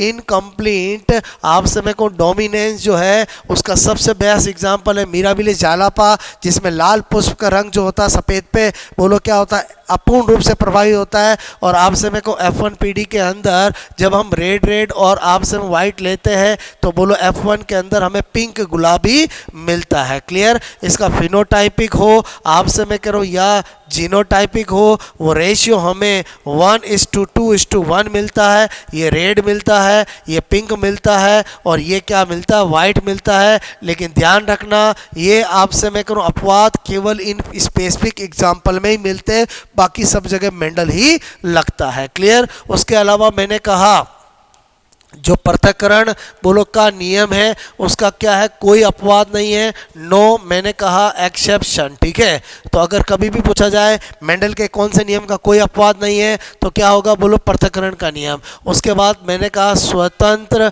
अपव्यवन, आपसे मैं कहूँ अपव्यवन बोलो का आपसे अपवाद अगर अगर पूछे तो इसका सबसे बड़ा अपवाद क्या है, लिंकेज। आपसे मैं कहूँ लिंकेज मतलब क्या है, सहलगनता, ठीक है। सहलगनता लक्षणों की मिलती जुलती मिली जुली वंशागति, ये सबसे ज़्यादा बड़ा इसका अपवाद है, क्लियर। उसके बाद आपसे मैंने कहा थोड़ा सा आपको क्या आइडिया होना चाहिए, सेक्स लिंकेज, आपसे मैं कह रहा हूँ का आइडिया होना चाहिए। बोलो आपसे सेक्स लिंकेज में भी क्या, एक एक्स सेक्स आपसे मैं कहूँ लिंकेज और एक वाई सेक्स लिंकेज, वाई मैंने कहा sex linkage, x x linkage किसको बोलेंगे, अगर सह लगने वाली जो जीन है वो एक्स क्रोमोसोम पे होगी, इसका मतलब इसकी जो आपसे मैं कहूँ ये बाई पेरेंटल होता है। बोलो इसकी वंशागति कैसी होती है, बोलो मैंने कहा बाई पेरेंटल, बोलो बाई मैंने कहा पेरेंटल, ओके। जबकि इसकी क्या होती है, बोलो यूनी पेरेंटल, क्योंकि आपसे मैं कहूँ यूनी पेरेंटल, ये तो केवल मेल में ही होता है, ओके। मैंने कहा बोलो आपसे लक्षणों की जीन कहाँ पर होती है, एक्स क्रोमोसोम पर, इस पे वाई क्रोमोसोम पर। एग्जाम्पल देखे तो मैंने कहा ड्रोसोफिला, आपसे मैं कहूँ ड्रोसोफिला में आई कलर, आंख का रंग, बोलो एक्स एक्स क्रोमोसोम का एक्स एक्स लिंकेज का एग्जाम्पल है कलर ब्लाइंडनेस, कलर आपसे मैं कहूँ ब्लाइंडनेस, आपसे मैं वर्णांधता जो होता है वो भी इसी का एग्जाम्पल है। हीमोफीलिया आपसे मैं कहूँ इसी का एग्जाम्पल है। बस ये ध्यान रखना कि जो कलर ब्लाइंडनेस होता है वो एक्स एक्स लिंकेज और अप्रभावी जीन के कारण होता है। बोलो एक्स लिंग आपसे मैं कहूँ सह लग्न, ठीक है। बोलो तथा मैंने कहा अप्रभावी, ठीक है, अप्रभावी मैंने कहा जीन के कारण। जबकि हीमोफीलिया एक्स मैंने कहा लिंग सहलग्न, बोलो आपसे मैं कहूँ अप्रभावी तथा साथ के साथ घातक, बोलो लीथल जीन के कारण होता है। बोलो बात समझ में आए, ओके। और ये तो यूनिपेरेंटल है और इसका एग्जाम्पल हम क्या दे सकते हैं, बोलो हाइपर मैंने कहा ट्राइकोसिस, ठीक है। बोलो आपसे मैं कहूँ टेस्टीज डिटरमिनाइंग फैक्टर जीन, यानी केवल मेल में होता है। अगर किसी के दादाजी के कान पे बाल है तो पिताजी पोते सबके होंगे। बोलो यूनिपेरेंटल होता है, केवल मेल टू मेल ही जाता है। आई होप आपको मेरी बात समझ में आई होगी, ठीक है। देखो जेनेटिक्स के अंदर मैंने आपका बहुत सारी चीज़ें हैं, तो आपको थोड़ा मेंडल का मैंने बताया, बोलो लिंकेज के बारे में बताया, अपवाद बताया। उसके अलावा आपको थोड़ा ब्लड ग्रुप का आइडिया होना चाहिए, एग्जाम में आ जाता है। ब्लड ग्रुप एक तो किसका एग्जाम्पल है, एग्जाम्पल ऑफ मल्टीपल एलील, आपसे मैं कहूँ एग्जाम्पल ऑफ मल्टीपल एलील, आपसे मैं करूँ IA, IOB और IO, 3 एलील होते हैं जिसके 6 जीनोटाइप बनते हैं। कितने जीनोटाइप बनते हैं, 6 जीनोटाइप। आपको पता होना चाहिए ए ब्लड ग्रुप और बी ब्लड ग्रुप ये दोनों क्या होते हैं, बोलो डोमिनेंट। इसलिए आपसे मैं कहूँ इसके 2 पॉसिबिलिटी है, IA और मैंने कहा IAIO। बी ब्लड ग्रुप का भी IBIO, क्लियर। और मैंने कहा जो AB ब्लड ग्रुप है वो कोडोमिनेंट का एग्जाम्पल है, कोडोमिनेंट का एग्जाम्पल है, मतलब आपसे मैं कहूँ IAIB। जो आपका O ब्लड ग्रुप है वो रिसेसिव आपसे मैं कह रहा हूँ ब्लड ग्रुप होता है जिसका एक ही पॉसिबिलिटी है IOIO। तो सबसे पहली बात तो ये पता होना चाहिए कि ब्लड ग्रुप एक बहुयुग्म विकल्पी, मल्टीपल यौगिक का मतलब होता है बहु, आपसे मैं को युग्म विकल्पी, आपसे मैं को उसका उदाहरण है। और उसके बाद आपको पता होना चाहिए इसके कितने जीनोटाइप है, बोलो 6 जीनोटाइप है। AB ब्लड ग्रुप डोमिनेंट होते हैं, A और B ब्लड ग्रुप प्रभावी होते हैं। बोलो आपसे मैं करूँ AB ब्लड ग्रुप से प्रभावी होता है, से प्रभावी होता है। और आपसे O ब्लड ग्रुप जो है वो क्या होता है, बोलो अप्रभावी होता है, क्लियर, ओके। तो आपको ये थोड़ा आइडिया होना चाहिए। बोलो आपसे मैं कह रहा हूँ जो O ब्लड ग्रुप होता है वो सार्वत्रिक क्या होता है, बोलो मैंने कहा सार्वत्रिक, बोलो दाता, यूनिवर्सल डोनर होता है। बोलो यूनिवर्सल क्या होता है, डोनर, सभी को दे सकता है। और AB जो होता है वो सार्वत्रिक, बोलो ग्राही होता है। सार्वत्रिक क्या होता है, ग्राही। यूनिवर्सल क्या होता है, बोलो एक्सेप्टर होता है। बात समझ में आए, बोलो बिकॉज इसके पास आपसे मैं करूँ कोई मैंने कहा कोई एंटीबॉडी नहीं, एंटीबॉडी नहीं, क्लियर। इसलिए किसी से भी ले सकता है, इसके पास कोई एंटीजन नहीं, इसलिए किसी को भी दे सकता। ये अक्सर पूछा जाता है, कारण क्या है कि ये यूनिवर्सल दाता और ये यूनिवर्सल ग्राही है। क्लियर, ब्लड ग्रुप का आइडिया लगा। ऐसे ही मैंने कहा एक होता है आरएच फैक्टर। आरएच फैक्टर आपको पता होना चाहिए, ब्लड ग्रुप हो या आपसे मैं कहूँ आरएच फैक्टर को खोज करता कार्ल लैंड, आपसे मैं कहूँ स्टीनर इसका खोज करता होता है। रिसस मंकी के अंदर बंदर में इसको खोजा था, इसलिए इसको आरएच फैक्टर बोलते हैं। और आरएच फैक्टर क्या होता है, एक डोमिनेंट फैक्टर होता है। आप समय को संततियों के अंदर आरएच पॉजिटिव ज़्यादा होता है। क्लियर, तो मैंने कहा इन इंडिया आप समय को आर एच पॉजिटिव लोग 97% है, आर एच नेगेटिव केवल 3% है। क्लियर, लेकिन इन वर्ल्ड की बात करूं तो आप समय को वर्ल्ड के अंदर आपको पता होना चाहिए आर एच पॉजिटिव लोग 80% है, आर एच नेगेटिव लोग आप समय को 20% है। क्लियर, उसके अलावा आपको मैंने कहा और क्या बात पता होनी चाहिए कि आप समय करो इसकी जो एंटीजन होती है, बोलो एंटीजन ब्लड ग्रुप हो या आर एच फैक्टर हो, आरबीसी की कहाँ होती है, बोलो सतह पर आप समय को उपस्थित होती है। और एंटीबॉडी आप समय को प्राकृतिक रूप से कहीं पर भी नहीं पाई जाती है। एंटीबॉडी आप समय करो मैंने कहा एब्सेंट, बोलो प्राकृतिक रूप से नहीं पाई जाती है। जबकि ब्लड ग्रुप की एंटीजन आरबीसी की सतह पर होती है, ब्लड ग्रुप की एंटीबॉडी ब्लड सीरम में होती है। उसके अलावा आपको एक नाम है, बोलो इरिथ्रो, आप समय को ब्लास्टोसिस, मैंने कहा फिटेलिस। ठीक है, फिटेलिस अक्सर पूछ लेते हैं ये कब बनेगा, तो एक ही कंडीशन है, जब आप समय को जो आपकी फीमेल है, आप समय को फीमेल है वो आर एच नेगेटिव है और जिस लड़के से जिस मेल से वो शादी करती है वो आर एच पॉजिटिव है, तो उन केस में क्या होगा, आप समय को बच्चे पहला बच्चा सही जन्मेगा, दूसरा बच्चा में क्या होगा भ्रूणावस्था में मृत्यु हो जाएगी। बिकॉज आप समय को फर्स्ट बच्चे की बर्थ के दौरान इसकी फीमेल के अंदर इसकी एंटीबॉडी चली जाएगी जो नेचुरल बन के और आप समय करो बन के और फिर वो अगले बच्चे को सेट नहीं होने देगी। तो इसको बोलते हैं इरिथ्रोब्लास्टिड फिटेलिस। आई होप आपको मैंने जो आइडिया दिया वो पता चला होगा। क्लियर, उसके बाद अपन बात करते हैं आप समय को बायो टेक्नोलॉजी की। क्लियर, तो बायोटेक्नोलॉजी ऐसा टॉपिक है जिससे जनरली 2-3 क्वेश्चन आते हैं। आपको मोटा मोटा क्या पता होना चाहिए, एक तो रिकॉम्बिनेंट, आपसे मैं करो रिकॉम्बिनेंट, आपसे मैं कहूँ डीएनए। ठीक है, रिकॉम्बिनेंट मैंने कहा डीएनए कैसे बनता है वो पता होना चाहिए, टूल सारे पता होना चाहिए। रिकॉम्बिनेंट डीएनए आपसे मैं कह रहा हूँ दो, एक तो मैंने कहा एक तो वाहक डीएनए, बोलो वाहक डीएनए, बोलो आपसे मैं कहूँ जो वेक्टर आपका प्लाज्मिड हो सकता है, बोलो प्लस एक मैंने कहा विजातीय डीएनए। ठीक है, विजातीय डीएनए, इन दोनों से मिलकर बना होता है क्लियर रिकॉम्बिनेंट डीएनए। तो रिकॉम्बिनेंट डीएनए हमेशा काइमेरिक डीएनए होता है जो 2 डीएनए से मिलकर बना होता है। तो आपको थोड़ा इसका प्रोसीजर टूल्स पता होने चाहिए। क्लियर, उसके अलावा आपसे मैंने कहा कि बोलो एक नाम होता है रेस्ट्रिक्शन, बोलो आपसे मेरे को एंडो मैंने कहा न्यूक्लियस एंजाइम, इसके बारे में थोड़ा आपको पता होना चाहिए कि आपसे मेरे को इसकी खोज के बाद क्या हो गया, बोलो बायोटेक्नोलॉजी के अंदर क्रांति आ गई जेनेटिक इंजीनियरिंग के अंदर। बिकॉज ये आपसे मेरे को डीएनए को स्पेसिफिक, आपसे मेरे को स्पेसिफिक बोलो सीक्वेंस, आपसे मेरे को सीक्वेंस में विशिष्ट क्रम में काटता है। क्लियर, एक बात आपसे मेरे को इसे बोलो आणविक कैंची भी कहते हैं, मोलिकुलर सीजर, आणविक कैंची बोलो आपसे मेरे को भी कहते हैं। एग्जाम्पल की बात करूं तो बहुत सारे होते हैं, जैसे मैंने इको RI लिखा, बोलो मैंने हिंड बोलो थर्ड लिखा, और भी होते हैं। तो आपको ध्यान रखना है इनके नाम के अंदर जो पहला वर्ड होता है वो जिस ऑर्गेनिज्म से इनको निकाला गया है उसके जीनस को शो करता है, और उसके बाद का जो वर्ड होता है वो उसके स्पीसीज को शो करता है, जैसे इस्रेशिया कोलाई। बात समझ में आए, बोलो ओके।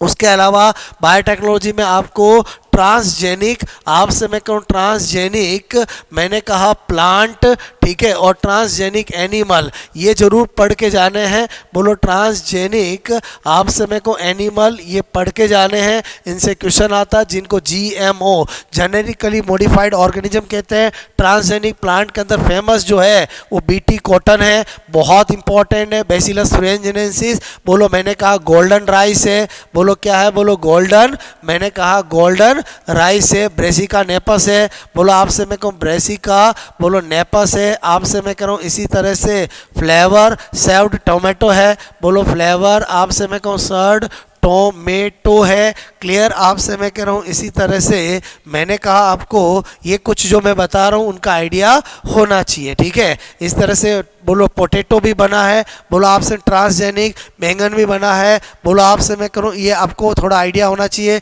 बोलो गोल्डन राइस जो है वो विटामिन ए का क्या होता है, अच्छा स्रोत होता है। क्लियर, ओके, आपसे मैं कह रहा हूँ इसी तरह से ट्रांसजेनिक एनिमल में बोलो आपसे भेड़ का बना है, बोलो बकरी का बना है, आपसे मैं कहूँ ऊँट का बना है, बोलो आपसे मैं कह रहा हूँ यहाँ पर बोलो मैंने कहा डॉग यानी कुत्ता का बना है, बोलो आपसे मैं कह रहा हूँ इनके बहुत सारों के ट्रांसजेनिक बने, चूहे के बने हैं। कुछ नहीं, आपसे मैं कह रहा हूँ किसी भी ऑर्गेनिज्म के अंदर किसी विशेष जीन वाली को डायरेक्ट या इनडायरेक्ट डाल देते हैं तो वो जेनेटिकली मॉडिफाइड प्लांट बोलो अब ये एनिमल बन जाता है जिसको हम जीएमओ कहते हैं। बात समझ में आए, बोलो ओके।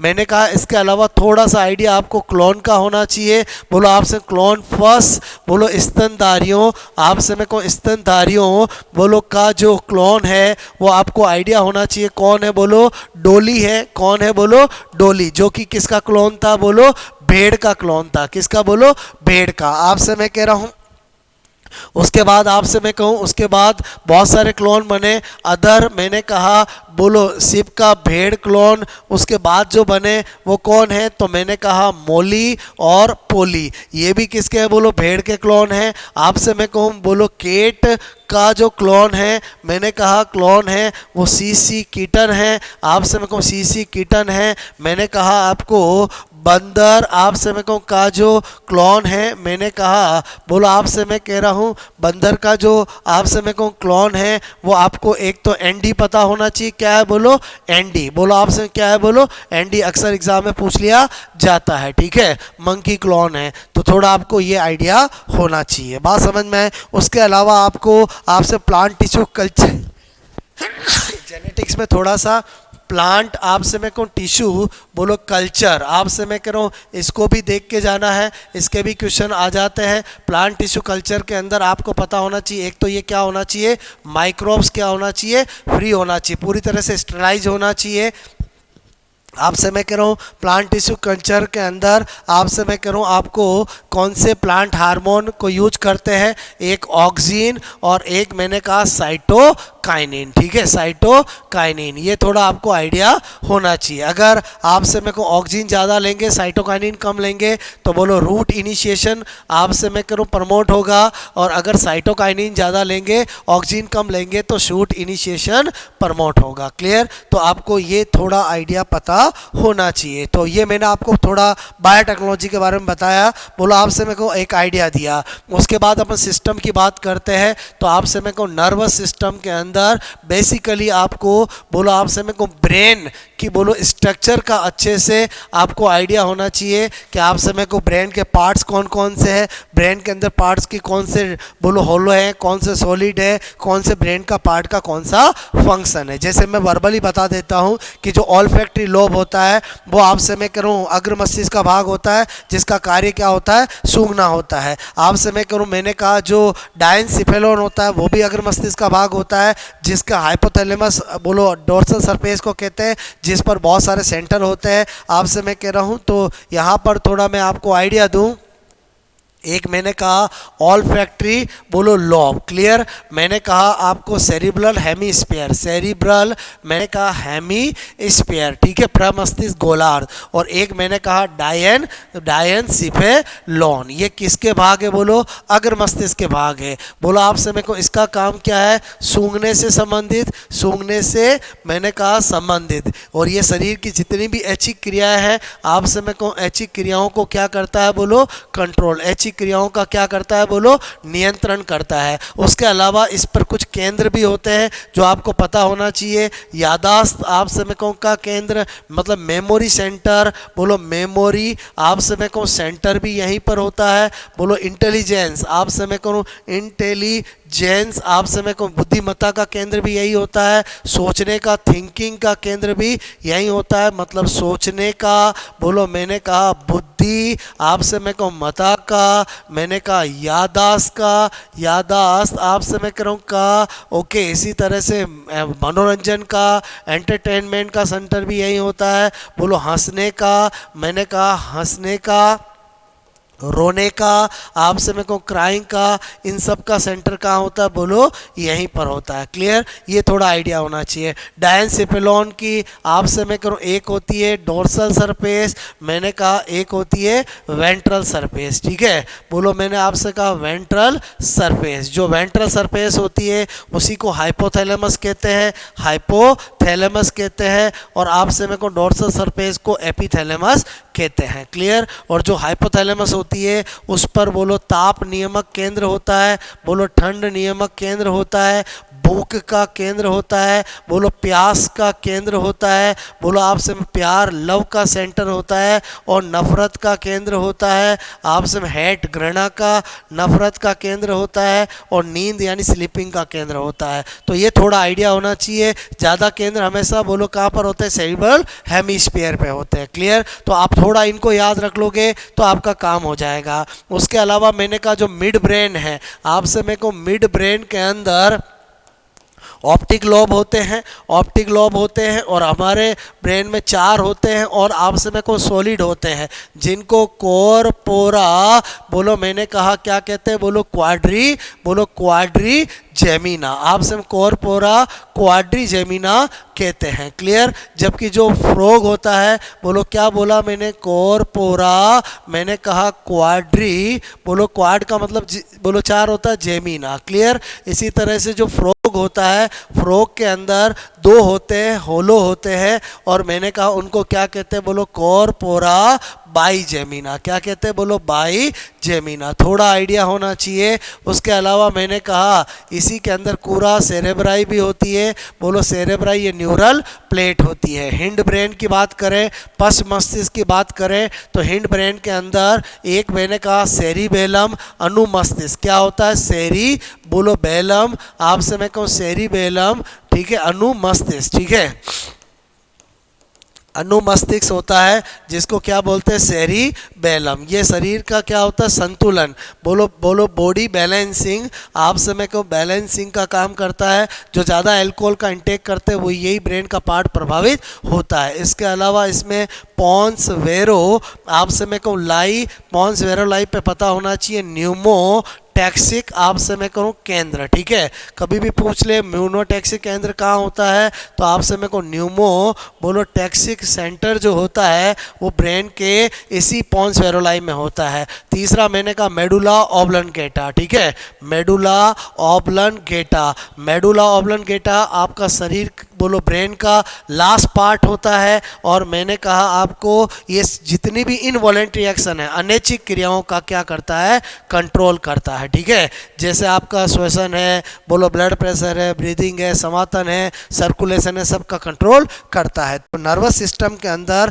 थोड़ा सा आपको ये आइडिया होना चाहिए। उसके अलावा आपको PNS पेरिफेरल नर्वस सिस्टम के अंदर बोलो एक तो पता होना चाहिए क्रेनियल नर्व, क्रेनियल नर्व कितनी होती है, 12 जोड़ी, और आप समय को एक होती है स्पाइनल नर्व, स्पाइनल नर्व जो होती है वो कितनी होती है बोलो 31 जोड़ी। थोड़ा सा आइडिया होना चाहिए, बात समझ में आए। और इसके अंदर एक सूत्र आपको फॉर्मूला पता होना चाहिए कि बोलो सर्वाइकल आप समय को 8 होती है, थोरेसिक 12 होती है, लंबर 5 होती है, सैक्रल 5 होती है, कोक्सियल 1 होती है। तो मेरे कहने का मतलब काउंट करोगे तो कितना हो जाएगा, 31 पेयर। क्लियर, और सारी की सारी कैसी होती है बोलो, प्रकृति कैसी होती है इनकी, मिश्रित, आप समय को क्या होती है, मिश्रित होती है। क्लियर, ओके, तो आपसे मैं कह रहा हूँ थोड़ा आइडिया होना चाहिए। और आपसे मैं कहूँ फ्रॉग के अंदर बोलो कितनी होती है, 10 पेयर, 10 जोड़ी होती है। Clear, okay. उसके बाद आपसे मैं कह रहा हूँ बोलो आपको नर्व की स्ट्रक्चर की थोड़ा आइडिया होना चाहिए कि नर्व के स्ट्रक्चर में एक साइटोन, एक्सोन, आपसे मैं कह रहा हूँ साइटोन पे डेंड्रोन डेंड्राइट लगे होते हैं,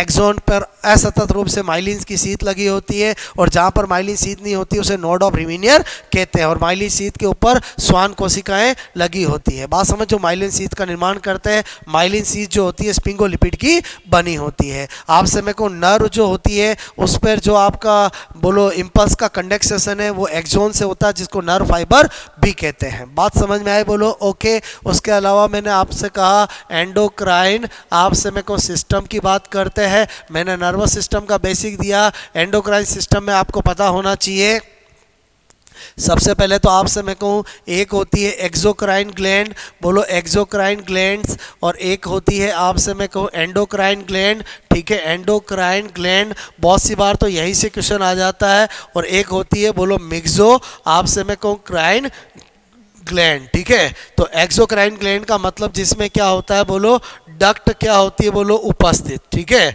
बोलो डक्ट आपसे में को उपस्थित, और हार्मोन क्या होता है बोलो एब्सेंट, ठीक है। और इसका एग्जाम्पल की बात करें लीवर, बोलो इसी का एग्जाम्पल है। स्लेवरी ग्लैंड आपसे में को इसी का एग्जाम्पल है। ओके, मैंने कहा बोलो आपसे लेक्रिमल ग्लैंड, अश्रुग्रंथियाँ इसी का एग्जाम्पल है। स्वीट ग्लैंड इसी का एग्जाम्पल है। लीवर सबसे बड़ी क्या है बोलो, मैंने कहा सबसे बड़ी ग्रंथि होता है, सबसे बड़ी आपसे में को ग्रंथि, क्लियर। उसके बाद जो एंडोक्राइन होता है उसमें डक्ट तो क्या होती है बोलो एब्सेंट, बट हार्मोन क्या होते हैं उपस्थित होते हैं। और इसका एग्जाम्पल की बात करें तो मैंने कहा आपको पीनियल ग्लैंड इसका एग्जाम्पल होता है, बोलो पिट्यूटरी ग्लैंड, पीयूष ग्रंथि इसका एग्जाम्पल होता है, बोलो थायराइड ग्लैंड, मैंने कहा बोलो थायराइड ग्लैंड, बोलो थायराइड ग्लैंड इसका एग्जाम्पल होता है। पैराथायराइड ग्लैंड आपसे मैं करूँ इसका एग्जाम्पल होता है। ओके, इसी तरह से मैंने कहा एड्रिनल ग्लैंड और थाइमस ग्लैंड, ठीक है, ये आपकी प्योर एंडोक्राइन ग्लैंड होती है। मिक्सोक्राइन जिसमें क्या होता है बोलो डक्ट भी उपस्थित, मतलब एक्सोक्राइन पार्ट भी होता है, और मैंने कहा हार्मोन भी स्रावित, मतलब एंडोक्राइन पार्ट भी होता है। सबसे बेस्ट एग्जाम्पल की बात करें तो अग्नाशय पैंक्रियाज, आपसे मैं कहूँ पैंक्रियाज अग्नाशय जो है वो इसी का एग्जाम्पल है। टेस्टीज हो गया, वृक्षण हो गया, मैंने कहा ओवेरी यानी अंडाशय हो गया, ये सब किसके एग्जाम्पल है, मिश्रित ग्रंथि का उदाहरण है। क्लियर, मेरे कहने का मतलब मेरी बात समझ में आए। उसके बाद एंडोक्राइन ग्लैंड के हार्मोन के बारे में पता होना चाहिए। तो आपसे मैं करूँ, मैंने कहा पहला है पीयूष ग्रंथि, ठीक है। तो पीयूष ग्रंथि में हर ग्लैंड के हार्मोन के बारे में बता रहा हूँ, ठीक है। तो मैंने कहा पीयूष ग्रंथि से कौन कौन सा हार्मोन होता है, जीएच होता है ग्रोथ हार्मोन, मैंने कहा आपको टीएसएच थायराइड स्टिमुलेटिंग हार्मोन होता है, एफएसएच फॉलिकुलर स्टिमुलेटिंग हार्मोन होता है, एलएच बोलो ल्यूटिनाइजिंग हार्मोन होता है, बोलो आपसे मैं करूँ, मैंने कहा एसीटीएच एडिनोकोर्टिकोट्रोपिक हार्मोन होता है, और मैंने कहा प्रोलैक्टिन, ठीक है, प्रोलैक्टिन आपसे मैं कहूँ इसका हार्मोन होता है, और एमएसएच, ठीक है। ये जितने भी हार्मोन होते हैं वो इसके बोलो अग्रपिंड, आपसे मैं करूँ अग्रपिंड मतलब एंटीरियर लोब, या जिसको हम एडिनो हाइपोफाइसिस, एडिनो हाइपो बोलो आपसे मैं कहूँ फाइसिस कहते हैं, उससे संबंधित होते हैं। उसके अलावा मैंने कहा पीयूष ग्रंथि से बोलो, मैंने कहा एक एडीएच या जिसको हम वेजो मैंने कहा प्रेसिन कहते हैं बोलो, और एक मैंने कहा ऑक्सीटोसिन, ठीक है।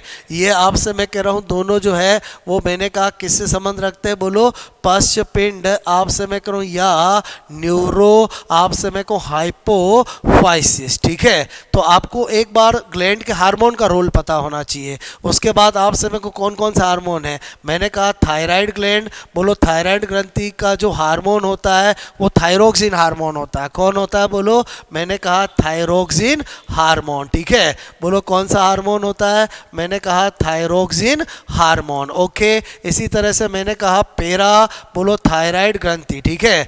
पैराथायराइड ग्रंथि की बात करें तो उसका जो हार्मोन होता है वो पीटीएच पैराथार्मोन, बोलो कौन होता है बोलो पैराथार्मोन, क्लियर, जिसको हम कोलिप हार्मोन भी कहते हैं वो होता है, बोलो कोलिप हार्मोन, क्लियर। उसके अलावा मैंने कहा आपको थाइमस ग्रंथि, बोलो आपसे मैं कहूँ थाइमस बोलो ग्रंथि, थाइमस ग्रंथि का जो हार्मोन होता है वो थाइमोसिन होता है। कौन होता है बोलो थाइमोसिन, क्लियर, आपको मेरी बात समझ में आई। उसके अलावा मैंने आपसे कहा कि पीनियल ग्रंथि, बोलो आपसे मैं कहूँ पीनियल ग्रंथि उसका मिलेटोनिन हार्मोन होता है। कौन सा हार्मोन होता है बोलो मिलेटोनिन हार्मोन, क्लियर। और ये दोनों ग्रंथि ऐसी है जो केवल बाल्यावस्था तक सक्रिय रहती है, बाल्यावस्था आपसे मैं कहूँ तक बोलो सक्रिय, क्लियर, उसके बाद इनएक्टिव हो जाती है। और मैंने कहा एड्रिनल ग्रंथि, एड्रिनल ग्रंथि किडनी के ऊपर होती है, सुप्रारीनल ग्लैंड भी कहते हैं। और आपसे मैं कहूँ इसके दो भाग होते हैं, एक होता है बोलो कॉर्टेक्स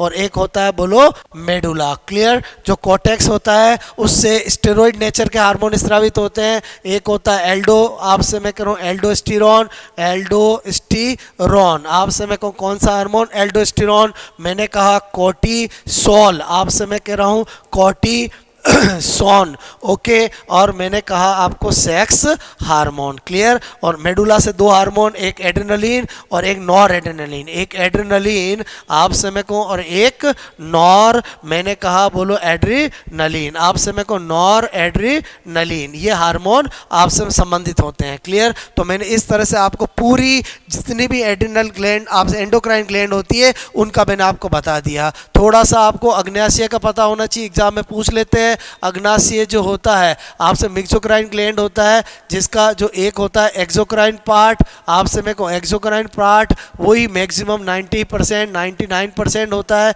जिसको हम एसिनी ऑफ आपसे मैं कहूँ पेंक्रियाज कहते हैं। क्या कहते हैं? एसिनी ऑफ पेंक्रियाज। क्लियर? जो अग्न्याशय रस का निर्माण करता है। किसका करता है? अग्न्याशय रस का। ठीक है? और एक मैंने कहा आइलेट्स ऑफ लैंगरहॉर्न्स, मैंने कहा लैंगरहैंस आपसे मैं कहूँ के द्वीप समूह। ठीक है? द्वीप समूह आपसे मैं कहूँ द्वीप समूह। ओके, जिसके अंदर आपसे मैं कहूँ मेनली अल्फा बीटा आपसे मैं कह रहा हूँ, मैंने कहा डेल्टा सेल होती है, जिसमें अल्फा सेल होती है वो आपसे मैं कह रहा हूँ, मैंने कहा बोलो ग्लूका आपसे मैं गौन हार्मोन का आपसे मैं कहूँ स्त्रावन करती है। और बीटा सेल जो होती है वो इंसुलिन आपसे मैं कहूँ इंसुलिन हार्मोन का स्त्रावन करती है। ये अक्सर एग्जाम में पूछा जाता है। इंसुलिन हार्मोन का स्त्रावन बोलो कौन सी सेल करती है? बोलो बीटा सेल करती है। ग्लूकागॉन का कौन करती है? Alpha cell. आई थिंक आपको मेरी बात समझ में आई होगी। मैंने आपको एंडोक्राइन का सरफेस आइडिया दिया है। नेक्स्ट अपन देखते हैं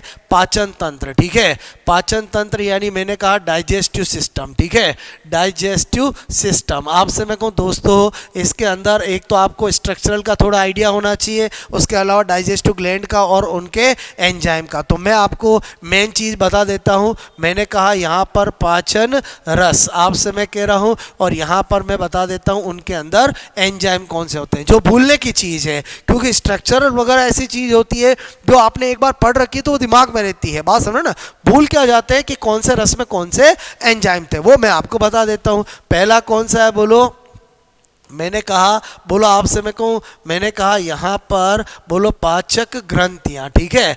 पाचक ग्रंथियाँ और उनका यहाँ पर बोलो पाचन रस का नाम और उनके एंजाइम या बोलो रासायनिक बोलो संगठन। ठीक है? तो मैंने कहा पहला लेते हैं अपन लार ग्रंथियाँ। ठीक है? लार ग्रंथियाँ स्लेवरी ग्लैंड आपको पता होना चाहिए 3 जोड़ी होती है। कितनी जोड़ी? 3 पेयर आपसे मतलब 3 पेयर होती है। क्लियर? और इसका स्त्रावण होता है, उसको लार कहते हैं। और लार में कौन सा एंजाइम होता है? बोलो टाइलिन एंजाइम। ठीक है? बोलो क्या होता है? Ptyalin enzyme. बोलो बात समझ में आए क्या होता है? बोलो टाइलिन एंजाइम होता है। क्लियर? ओके, उसके बाद मैंने कहा दूसरा होता है जठर आपसे मैं को मैंने कहा बोलो जठर ग्रंथियाँ। ठीक है? जठर ग्रंथियाँ मतलब गैस्ट्रिक ग्लैंड, और आपसे मैं को इसके रस को क्या बोलते हैं? जठर रस। क्या बोलते हैं? जठर रस। ठीक है? गैस्ट्रिक जूस क्या बोलते हैं? बोलो इंग्लिश में बोले तो गैस्ट्रिक आपसे मैं को जूस। ओके, और मैंने कहा इसके अंदर एंजाइम कौन कौन से होते हैं? एक मैंने कहा बोलो मैंने कहा पेप्सिन, यानी मैंने कहा बोलो प्रोरेनिन आपसे मैं कहूँ क्या होता है? प्रोरेनिन होता है। बोलो आपसे मैं कहूँ मैंने कहा पेप्सिनोजन। ठीक है? पेप्सिनोजन होता है। बोलो आपसे मैं कहूँ जो कि इनएक्टिव होते हैं, बाद में HCl की प्रेजेंस में ये रेनिन में बदलता है और ये पेप्सिन में बदलता है और ये प्रोटीन पर कार्य करते हैं। उसके अलावा मैंने कहा बोलो आपसे मैं कहूँ यहाँ पर यकृत की बात करूँ, लीवर की बात करूँ, रस का नाम होता है पित्त रस, और इसमें क्या होता है? Enzyme absent. ऐसा कौन सा रस होता है जिसके अंदर एंजाइम एब्सेंट होते हैं? तो उसका नाम होगा क्या? बोलो यकृत यानी लीवर आपसे मैं कहूँ, जिसमें बाइल जूस इसका जूस का नाम है।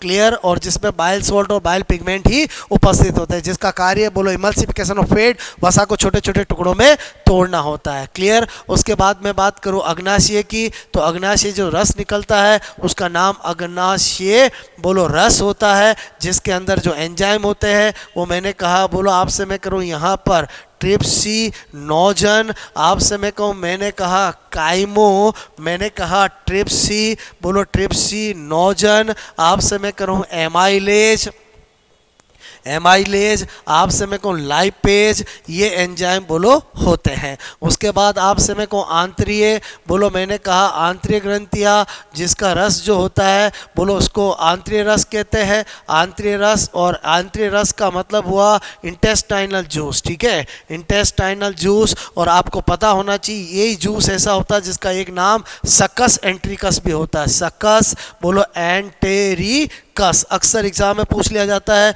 किस जूस को सकस एंटेरिकस कहते हैं, इंटेस्टाइनल जूस को कहते हैं। और इसके अंदर जो कौन से एंजाइम होते हैं, तो मैंने कहा एक इरेप्सिन होता है बोलो आपसे मैं करूँ, उसके अलावा बोलो आपसे लाइपेज होता है, उसके अलावा सुक्रेज होता है, उसके अलावा बोलो माल्टेज होता है, आपसे मैं कहूँ लैक्टेज होता है। मतलब हर वो एंजाइम जो कि क्या करेगा, फाइनल डाइजेशन कंप्लीट करेगा। तो मैंने आपको पाचन तंत्र के अंदर जो 5 डाइजेस्टिव ग्लैंड होती है उनके रस का नाम क्या है और आपसे उनके एंजाइम कौन से होते हैं वो मैंने आपको बता दिया। मतलब डाइजेस्टिव सिस्टम में ये आपको थोड़ा आइडिया होना चाहिए। ओके, उसके बाद श्वसन तंत्र की बात करें तो श्वसन तंत्र के अंदर बोलो एक तो इसका ट्रैक पता होना चाहिए कि बोलो आपसे ट्रैक के अंदर आपका सबसे पहले बोलो एक्सटर्नल नॉस्ट्रिल्स, उसके अलावा आपसे मैं करूँ आपका फेरिंग्स, फेरिंग्स बोलो पाचन तंत्र और श्वसन तंत्र का कॉमन भाग है। उसके बाद लैरिंग्स, फिर ट्रेकिया, फिर ब्रोंकाई, फिर आपसे मैं को लंग्स, और फिर लंग्स के अंदर लॉट ऑफ एल्वियोली। एल्वियोली यानी कुपिकाएँ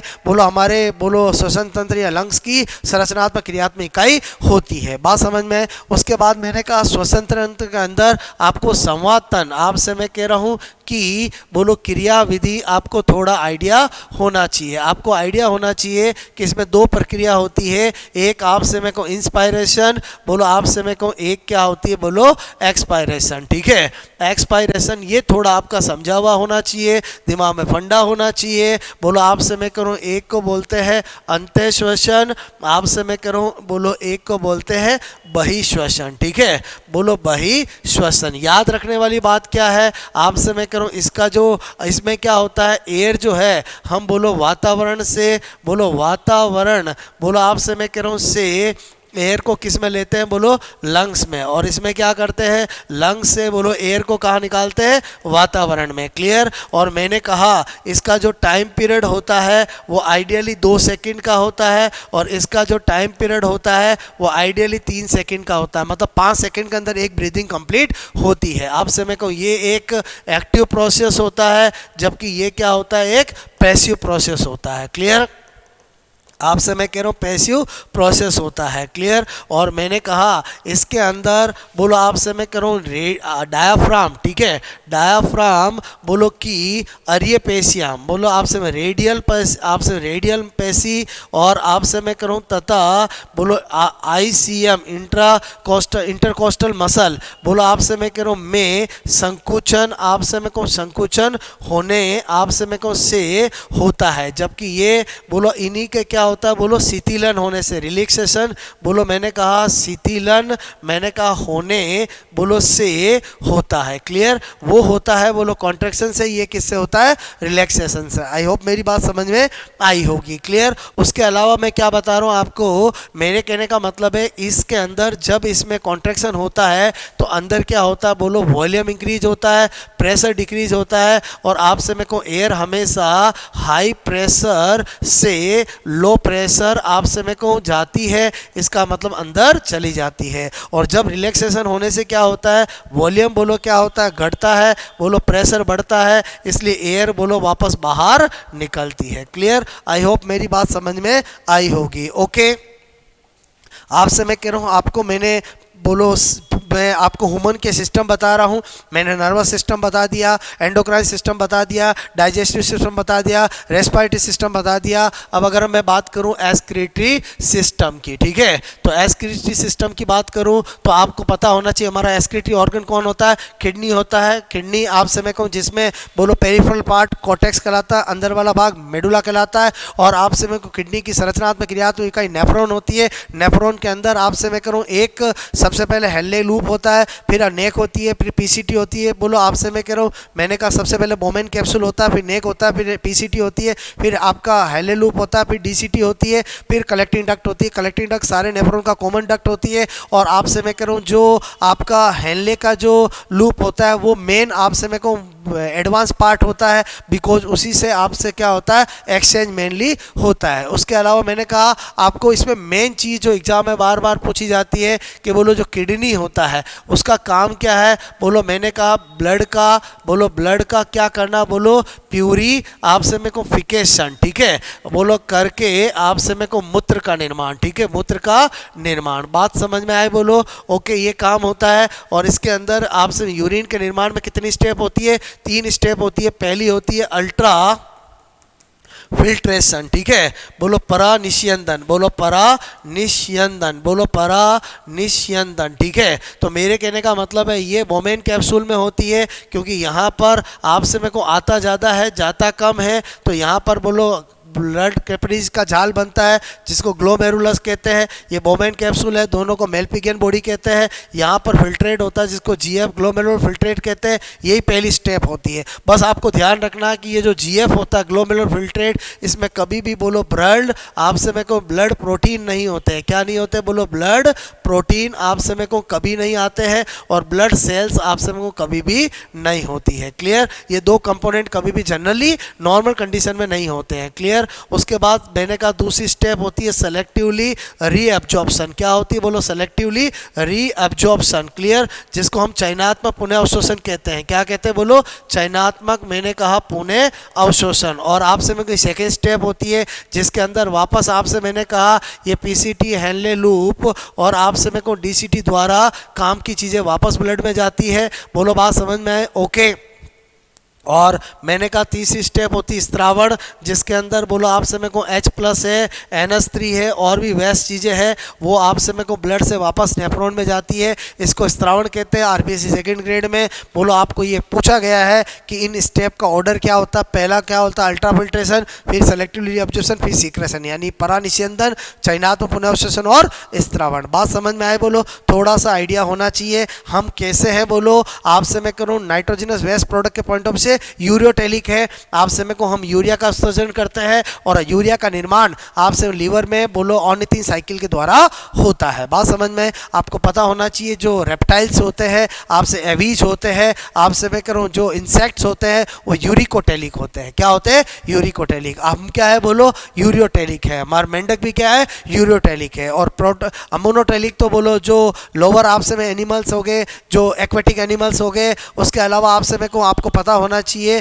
कि जो फ्रॉग का जो टेडपोल लार्वा है वो भी अमीनोटेलिक है, और आपका जो बोनी फिश है वो भी अमीनोटेलिक है, जबकि कार्टिलेजिनस फिश जो है वो यूरियोटेलिक है। ओके, आपसे मैं करूँ। उसके बाद मैंने कहा आपको किसके बारे में बता दूं थोड़ा, मैंने कहा सर्कुलेटरी सिस्टम, ठीक है। तो सर्कुलेटरी सिस्टम के अंदर दोस्तों ज़्यादातर स्ट्रक्चर आपको स्ट्रक्चर ऑफ आपसे मेरे को हार्ट की पूछी जाती है। आपको थोड़ा सा ये आइडिया होना चाहिए, हार्ट के अंदर 4 में बोलो चैम्बर होते हैं। ओके, जिसके अंदर ये राइट ऑरिकल, ये लेफ्ट ऑरिकल, ये राइट वेंट्रिकल और ये लेफ्ट वेंट्रिकल होता है। आपसे मैं करूं बोलो ऊपर वाले भागों से एसवीसी से ब्लड आता है, नीचे वाले से आईवीसी से ब्लड आता है। बोलो ये जो ब्लड आपसे में सारा जो आता है वो डी ऑक्सीजनेटेड होता है। क्या होता है? बोलो डी ऑक्सीजनेटेड ब्लड होता है, अनऑक्सीकृत होता है। यहाँ पर आपसे मैंने कहा ये एसएन नोड होता है। बोलो एसएन नोड यानी साइनो ऑरिकुलर नोड, जिसको पेस मेकर भी कहते हैं। यहाँ पर मैंने कहा एवी नोड भी होता है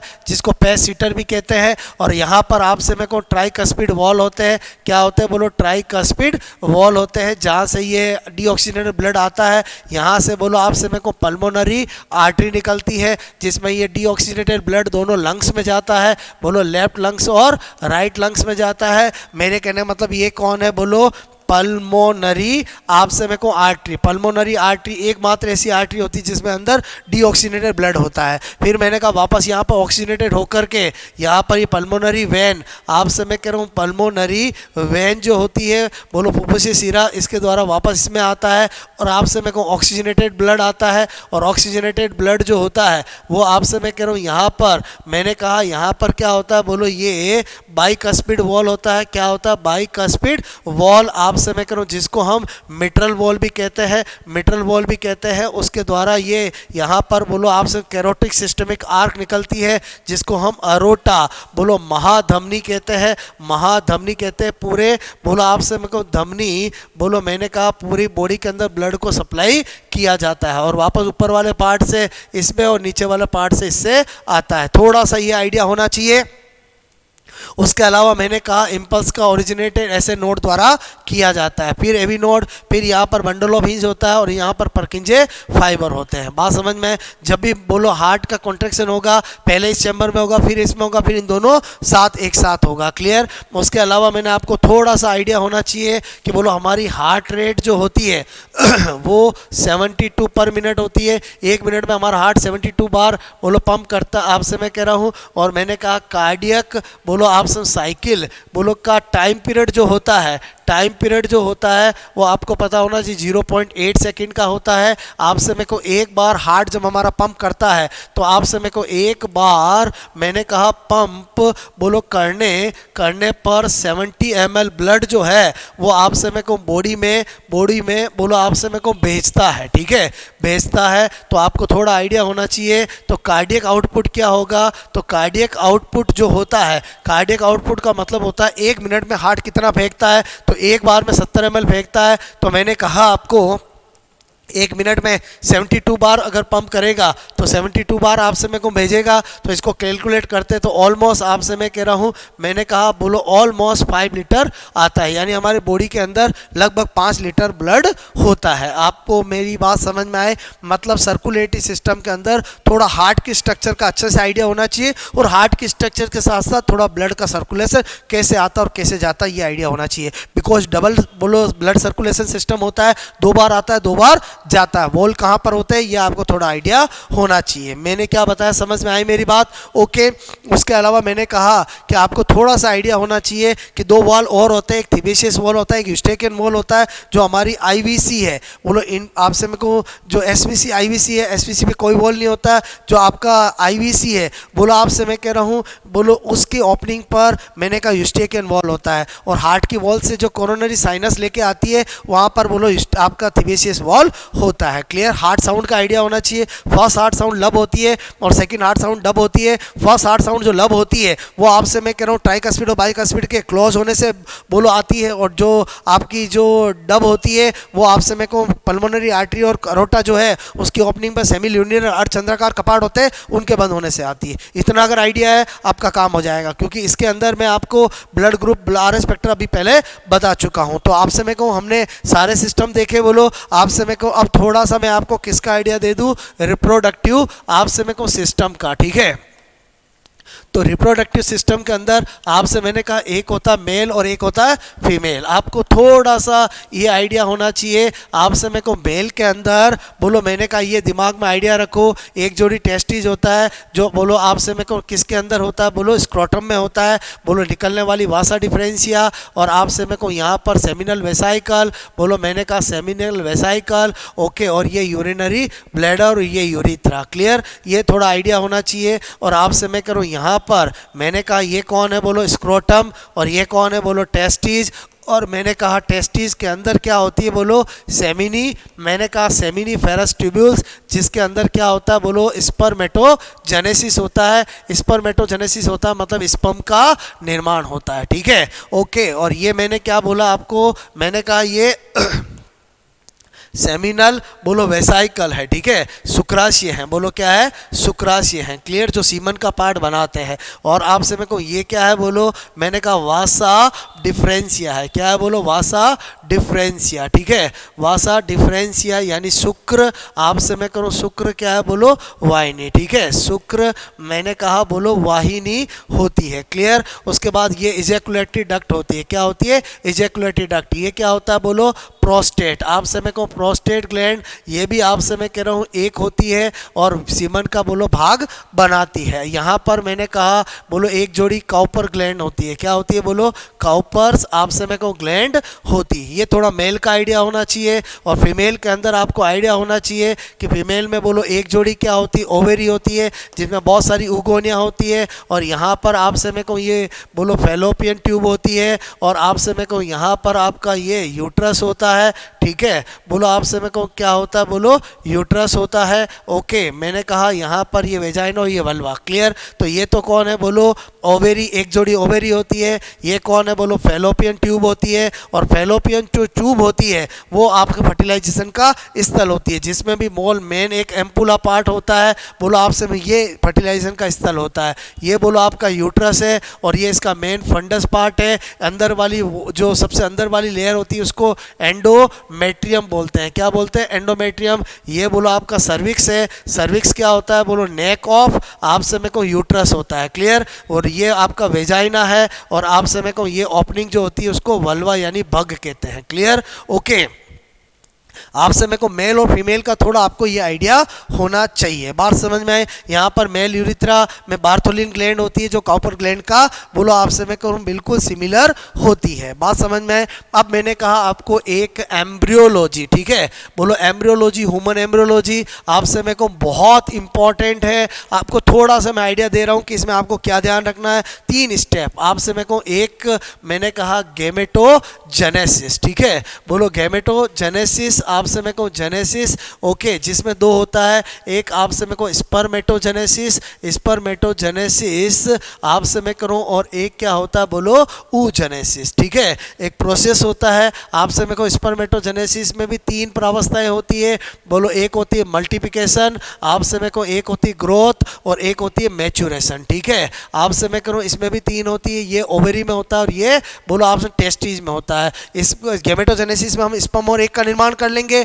उसके बाद आपसे क्या होता है बोलो फर्टिलाइजेशन, और फर्टिलाइजेशन आपको पता होना चाहिए कि फर्टिलाइजेशन कहाँ पर होता है। आपसे मेरे को निषेचन बोलो फैलोपियन, मैंने कहा फैलोपियन बोलो ट्यूब, आपसे के एम्पुला, मैंने कहा एम्पुला पार्ट आपसे मेरे को में होता है, क्लियर। और जब निषेचन हो जाएगा तो फिर क्या होगा, क्लीवेज, और क्लीवेज क्या होता है बोलो, ये भी फैलोपियन ट्यूब में ही होता है। इसकी बोलो साइट क्या होती है बोलो, अच्छा, फर्टिलाइजेशन का प्रोडक्ट क्या होगा बोलो जाइगोट, और साइट क्या होगी बोलो, मैंने कहा फैलोपियन, फैलोपियन ट्यूब, क्लियर। और आपका क्लीवेज होता क्या है, मैंने कहा जाइगोट में शुरुआती आपसे में शुरुआती विभाजन जो होते हैं उनको क्लीवेज कहते हैं। इनमें जो सेल बनती है उसको क्या बोलते हैं, ब्लास्टोमियर, क्या कहते हैं, ब्लास्टोमियर। तो थोड़ा सा ये आइडिया रखो कि आपसे मैं कह रहा हूँ यहाँ पर मैंने कहा ये आपका एक जाइगोट है, ठीक है, क्या है बोलो जाइगोट। तो मैंने कहा ये फर्स्ट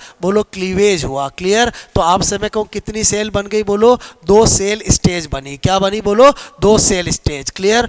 फिर क्या हुआ बोलो सेकंड क्लीवेज, आपसे मैं कहूँ विभाजन हुआ, क्लियर। तो बोलो मैंने कहा कितनी बन गई बोलो 4 सेल स्टेज, 2 आगे 2 पीछे। फिर मैंने कहा यहाँ पर क्या हुआ बोलो थर्ड क्लीवेज हुआ, क्लियर। थर्ड क्लीवेज हुआ तो कितनी बन गई बोलो, मैंने कहा 8 सेल स्टेज बन गई, ठीक है। फिर मैंने कहा 4th क्लीवेज हुआ, ठीक है। 4th क्लीवेज हुआ तो कितनी बन गई बोलो, आपसे मैं कहूँ 16 सेल स्टेज बन गई। तो आपको पता होना चाहिए कि ये जो 8 से 16 स्टेज होती है इसी को बोलते हैं मोरूला अवस्था, क्या बोलते हैं, मोरूला, क्या बोलते हैं, मोरूला अवस्था। ये भ्रूणीय परिवर्तन एम्ब्रियोनिक डेवलपमेंट की सबसे पहली अवस्था होती है, ठीक है, मोरूला स्टेज, ओके। जो 8 से बोलो 16 सेल स्टेज होती है जिसके अंदर एम्ब्रियो बोलो पूरी तरह से आपसे मैं कहूँ एक बोलो फुटबॉल की तरह बोलो आपसे मैं कह रहा हूँ बोलो मॉरस एल्बा सहतूत के फल की तरह होता है। बोलो उसके बाद क्या होता है, यहाँ पर मैंने कहा आपको कुछ सेल जो होती है वो आपसे मैं कह रहा हूँ अपनी जगह से हटती है, और यहाँ पर मैंने कहा बोलो आपसे मैं कह रहा हूँ यहाँ पर ये क्या बनती है बोलो, मैंने कहा ब्लास्टो बोलो ब्लास्टो सील बनती है, क्लियर। तो इस अवस्था को क्या कह देते हैं, ब्लास्टूला। और ह्यूमन के अंदर जो ब्लास्टूला होता है वो ब्लास्टोसिस्ट ब्लास्टूला होता है, क्या होता है बोलो ब्लास्टो आपसे मैं कहूँ सिस्ट ब्लास्टूला, ठीक है। और आपसे मैं कहूँ ब्लास्टोसिस्ट बोलो ब्लास्टूला होता है। और ब्लास्टोसिस्ट अवस्था में क्या होता है बोलो, इम्प्लांटेशन होता है। क्या होता है? इम्प्लांटेशन। इसका मतलब ये हुआ आरोपण होता है। कहाँ पर बोलो? गर्भाशय में। ठीक है, गर्भाशय में। तो इसका मतलब हुआ इतनी सारी चीज़ें कितने दिन में हो जाती है? 7 दिन में। 7वें बोलो 7 डे आपसे फर्टिलाइजेशन के 7वें दिन। अब आप इमेजिन करो कि आपसे मैं करूँ, ये मैंने आपसे कहा था कि ये बोलो आपका क्या था बोलो, मैंने कहा आपको, मैंने कहा ठीक है, ये बोलो आपसे मैं कह रहा हूँ क्या है बोलो, आपका यूट्रस है। कौन है बोलो? यूट्रस है। क्लियर? तो यूट्रस के अंदर आपसे मैं कहूँ, मैंने कहा मैटरनल और बोलो फीटल, आपसे मैं कह रहा हूँ यहाँ पर मैंने कहा बोलो यहाँ पर ये जो है वो क्या है बोलो, प्लेसेंटा है। ठीक है, जो मैटरनल विलाई और आपका बोलो फीटल विलाई का कनेक्शन होता है, ये आपका फीटस है, आपसे मैं कहूँ फीटस है, और ये क्या है? यूट्रस है। क्लियर? और इस बोलो आपसे मैं करूँ, अब इसके अंदर बोलो यहाँ पर क्या होगा बोलो, गैस्ट्रुला चलेगा। क्या चलेगा? गैस्ट्रुला। सबसे महत्वपूर्ण अवस्था होती है जिसके इसके अंदर तीनों जर्मिनल लेयर का निर्माण होता है, एक्टोडर्म, मेसोडर्म, एंडोडर्म का बोलो डिफरेंशिएशन होता है, ऑर्गेनोजेनेसिस होता है। इसका मतलब हुआ यहाँ तक शुरुआती विभाजन जो होते हैं वो क्लीवेज वाले होते हैं, और क्लीवेज वाले में कभी भी साइज नहीं बढ़ती है, लेकिन जब नॉर्मल विभाजन होने लगेंगे तो भ्रूण की साइज होने बढ़ने लगेगी। बात समझ में आए? तो आई थिंक आपको ये मैंने एक आइडिया दिया। इसके अलावा आपको टेस्ट ट्यूब बेबी का आइडिया होना चाहिए, बिकॉज ये आपके सिलेबस में दे रखे हैं। तो टेस्ट ट्यूब बेबी का मतलब होता है इन विट्रो फर्टिलाइजेशन, यानी टेस्ट ट्यूब के अंदर आपसे मैं कह रहा हूँ जो नेचुरली फेलोपियन ट्यूब में फर्टिलाइजेशन होता है वैसा लैब में किया जाता है, और उसके बाद आपसे मैं करूँ 16 से 32 सेल स्टेज के अंदर आने पर आपसे मैं उसको मदर के अंदर बोलो यूट्रस में इम्प्लांट करने के लिए छोड़ लिया जाता है। अगर मदर का यूट्रस पहले से निकाला जा चुका है, यानी हिस्टेक्टोमी कर चुका है, या बोलो उसके यूट्रस के अंदर कोई बोलो सिस्ट है या कोई बोलो गठान है, तो किसी बोलो किराए की माँ का यूज करते हैं जिसको सरोगेट मदर कहते हैं। आपसे मेरे को टेस्ट ट्यूब बेबी आपको ये आइडिया होना चाहिए। आई थिंक आपको मैंने आज बोलो आपसे मैं कह रहा हूँ बोलो जो मैंने टॉपिक आपको आज मैंने लक्ष्य टारगेट लेके चला था वो मैंने एक्सप्लेन कर दिया।